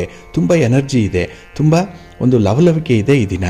ಹಾಗಾಗಿ ನಿಮ್ಮ ಈ ಒಂದು ಎನರ್ಜಿಯನ್ನು, ನಿಮ್ಮ ಶಕ್ತಿಯನ್ನು ತುಂಬ ಒಳ್ಳೆಯ ರೀತಿಯಲ್ಲಿ ಚಾನಲೈಸ್ ಮಾಡಿಕೊಂಡ್ರೆ ಏನಾದರೂ ಒಂದನ್ನು ಸಾಧನೆ ಮಾಡಲಿಕ್ಕೆ ಈ ದಿನ ಅವಕಾಶ ಇದೆ. ಹಾಗಾಗಿ ಬರುವಂಥ ಅವಕಾಶಗಳನ್ನು ಸರಿಯಾಗಿ ಬಳಸ್ಕೊಳ್ಳಿ. ಇನ್ನು ನಿಮ್ಮ ಪತಿಯಾಗಲಿ ಪತ್ನಿಯಾಗಲಿ ನಿಮ್ಮ ಒಂದು ಮಾತಿಗೆ, ನಿಮ್ಮ ಒಂದು ಅಭಿಪ್ರಾಯಕ್ಕೆ ಉತ್ತಮವಾದಂತಹ ಬೆಂಬಲವನ್ನು ಕೊಡ್ತಾರೆ. ಇದು ನಿಮಗೆ ಸಾಧನೆ ಮಾಡಲಿಕ್ಕೆ ಮತ್ತಷ್ಟು ಪುಷ್ಟಿಯನ್ನು ಕೊಡುತ್ತೆ, ಹಾಗೆ ಶಕ್ತಿಯನ್ನು ಕೂಡ ಕೊಡುತ್ತೆ. ಒಟ್ಟಾರೆ ಈ ದಿನ ನಿಮಗೆ ಫಲಪ್ರದವಾದಂತಹ ದಿನ. ನಿಮ್ಮ ಇಷ್ಟ ದೇವರನ್ನು, ಮನೆ ದೇವರನ್ನು ಸ್ಮರಣೆ ಮಾಡ್ತಾ ಇರಿ. ಹಾಗೆ ಭಕ್ತಿಯಿಂದ ಈ ದಿನ ನೀವು ಆಂಜನೇಯ ಸ್ತೋತ್ರವನ್ನು ಹೇಳ್ಕೊಳ್ಳಿ, ಹನುಮಾನ್ ಚಾಲೀಸ್ ಹೇಳ್ಕೊಳ್ಳಿ, ಪ್ರಾಣದೇವರ ದರ್ಶನ ಮಾಡಿ. ಈ ದಿನ ಒಳ್ಳೆಯದಾಗುತ್ತೆ. ನಿಮ್ಮ ಅದೃಷ್ಟದ ಬಣ್ಣ ಬಿಳುಪು, ಅದೃಷ್ಟದ ದಿಕ್ಕು ಈಶಾನ್ಯ ದಿಕ್ಕು, ಅದೃಷ್ಟ ಸಂಖ್ಯೆ 1. ಮೀನರಾಶಿ. ಮೀನರಾಶಿಯವರಿಗೆ ಈ ದಿನ ಉತ್ತಮ ಫಲ ಸಿಕ್ಕುವಂತಹ ದಿನ. ಹಾಗೆ ನಿಮ್ಮ ಕೆಲಸ ಕಾರ್ಯಗಳಲ್ಲಿ ಹೆಚ್ಚಿನ ಆಸಕ್ತಿ ಇರುವಂಥ ದಿನ ಕೂಡ. ನಿಮ್ಮ ಮಾತಿಗೆ ಬೆಲೆ ಇರುವಂಥ ದಿನ. ಹಾಗೆ ವೃತ್ತಿಪರ ಉದ್ಯೋಗದಲ್ಲೂ ಕೂಡ ನಿಮ್ಮ ದಕ್ಷತೆಯನ್ನು ತೋರಿಸಲಿಕ್ಕೆ ಒಳ್ಳೆಯ ಅವಕಾಶ ಇರುವಂಥ ದಿನ. ಇನ್ನು ವಿಶೇಷವಾಗಿ ನಿಮ್ಮ ಸ್ವಂತ ವ್ಯಾಪಾರದಲ್ಲೂ ಕೂಡ ತುಂಬ ಪ್ರಗತಿ ಇದೆ. ಆ ವ್ಯಾಪಾರದಲ್ಲಿ ಒಂದು ಅಪ್ಡೇಟ್ ಮಾಡಿಕೊಳ್ಳುವಂಥ ಒಂದು ವಿಶ್ವಾಸ ಕೂಡ ಇದೆ. ಹಾಗೆ ಈ ದಿನದಲ್ಲಿ ಪ್ರಯಾಣ ನಿಮಗೆ ಹೆಚ್ಚಿನ ಲಾಭವನ್ನು, ಶುಭವನ್ನು ಕೂಡ ತರುವಂಥದ್ದು. ಇನ್ನು ನಿಮ್ಮ ಜವಾಬ್ದಾರಿ ಏನಿದೆ ಅನ್ನುವಂಥದ್ದನ್ನು ಬಹಳ ಚೆನ್ನಾಗಿ ಈ ದಿನ ಪ್ರದರ್ಶನ ಮಾಡ್ತೀರಿ. ಇನ್ನು ನಿಮ್ಮ ಮಾತುಕತೆ ಆಗಲಿ, ನಿಮ್ಮ ಅಭಿಪ್ರಾಯವನ್ನು ವ್ಯಕ್ತಪಡಿಸುವಂತಹ ಸಂದರ್ಭದಲ್ಲಾಗಲಿ ತುಂಬ ಫಲಪ್ರದವಾದಂತಹ ಸನ್ನಿವೇಶ ಇರುತ್ತೆ. ಹಣಕಾಸಿನ ವ್ಯವಹಾರದಲ್ಲೂ ಕೂಡ ಈ ದಿನ ಆತ್ಮವಿಶ್ವಾಸ ಇದೆ. ಅಂದರೆ ಯಾವುದೇ ಸಮಸ್ಯೆ ಬರಲಿ, ಯಾವುದೇ ಕಷ್ಟ ಬಂದರೂ ನಿವಾರಣೆ ಮಾಡ್ತೇನೆ ಅನ್ನುವಂಥ ಒಂದು ಆತ್ಮವಿಶ್ವಾಸ ಇದೆ. ಇದರಿಂದ ಪ್ರಗತಿ ತುಂಬ ಸುಲಭವಾಗಿ ಆಗುತ್ತೆ. ಹಾಗೆ ಈ ದಿನದ ಸನ್ನಿವೇಶವನ್ನು, ಕೆಲವೊಂದು ವಿಶೇಷವಾದಂಥ ಸನ್ನಿವೇಶಗಳು ಈ ದಿನ ಬರುತ್ತೆ. ವಿಚಿತ್ರವಾದ ಸನ್ನಿವೇಶ, ಅದನ್ನು ನಿಮ್ಮ ನಿಯಂತ್ರಣಕ್ಕೆ ತೆಗೆದುಕೊಳ್ಳುವಂಥ ಒಂದು ಪ್ರಯತ್ನವನ್ನು ಮಾಡಿ. ಸ್ವಲ್ಪ ಧೈರ್ಯವಾಗಿ ನೀವು ಮುನ್ನುಗ್ಗಿ, ಎಲ್ಲವೂ ಒಳ್ಳೆಯದಾಗತ್ತೆ. ಹಾಗೆ ಈ ದಿನ ಹಿರಿಯರ ಸಲಹೆ, ಅವರ ಮಾರ್ಗದರ್ಶನದಿಂದ ನಿಮಗೆ ತುಂಬ ಸಹಾಯ ಆಗುತ್ತೆ. ಹಾಗೆ ಈ ದಿನದಲ್ಲಿ ಅನಾವಶ್ಯಕವಾದಂತಹ ಖರ್ಚಿನ ಬಗ್ಗೆ ಪ್ರಸ್ತಾಪ ಮಾಡಬೇಡಿ, ಅಂಥದ್ರ ಕಡೆ ಗಮನ ಕೊಡಬೇಡಿ. ಏಕೆಂದರೆ ಹಣದ ವಿಚಾರ ಈ ದಿನ ಅಷ್ಟೊಂದು ನಿಮಗೆ ಸೂಕ್ತವಾಗಿ ಕಾಣಿಸ್ತಾ ಇಲ್ಲ. ಇನ್ನು ಯಾವುದೇ ಒಂದು ವಿಚಾರದಲ್ಲೂ ಕೂಡ ನೀವು ತಪ್ಪು ನಿರ್ಧಾರಗಳನ್ನು ಕೈಗೊಂಡ್ರೆ ಪಶ್ಚಾತ್ತಾಪ ಪಡಬೇಕು. ಅದಕ್ಕಾಗಿಯೇ ಪ್ರತಿ ವಿಶೇಷವಾದಂಥ ಕೆಲಸಗಳ ಮೊದಲು ಅದರ ಸಾಧಕ ಬಾಧಕಗಳನ್ನು ನೋಡಿಕೊಂಡು ಮುಂದುವರಿರಿ. ಸ್ವಲ್ಪ ಗಮನ ಕೊಡಿ, ಸಾಕು, ಎಲ್ಲವೂ ಸುಸೂತ್ರವಾಗಿ ನಡೆಯುತ್ತೆ. ಇನ್ನು ಈ ದಿನದಲ್ಲಿ ನಿಮ್ಮ ಕೆಲಸಗಳು ಪೂರ್ಣ ಆಗಿ ಪೂರ್ಣ ಫಲಿತಾಂಶ ಸಿಕ್ಕತ್ತೆ. ಅದರಿಂದ ನಿಮಗೆ ತುಂಬ ಸಂತೋಷ ಅನ್ನುವಂಥದ್ದು ಈ ದಿನ ಇದ್ದೇ ಇದೆ. ಇನ್ನು ವಿಶೇಷವಾಗಿ ಈ ದಿನದಲ್ಲಿ ನಿಮ್ಮ ಆದಾಯ ಹೆಚ್ಚಾಗುವಂಥದ್ದು, ಉಳಿತಾಯ ಮಾಡುವಂಥ ಪ್ರವೃತ್ತಿ ಕೂಡ ಕೆಲವು ಕಡೆ ಕಾಣಿಸುತ್ತೆ. ಇನ್ವೆಸ್ಟ್ ಮಾಡ್ತೀರಿ.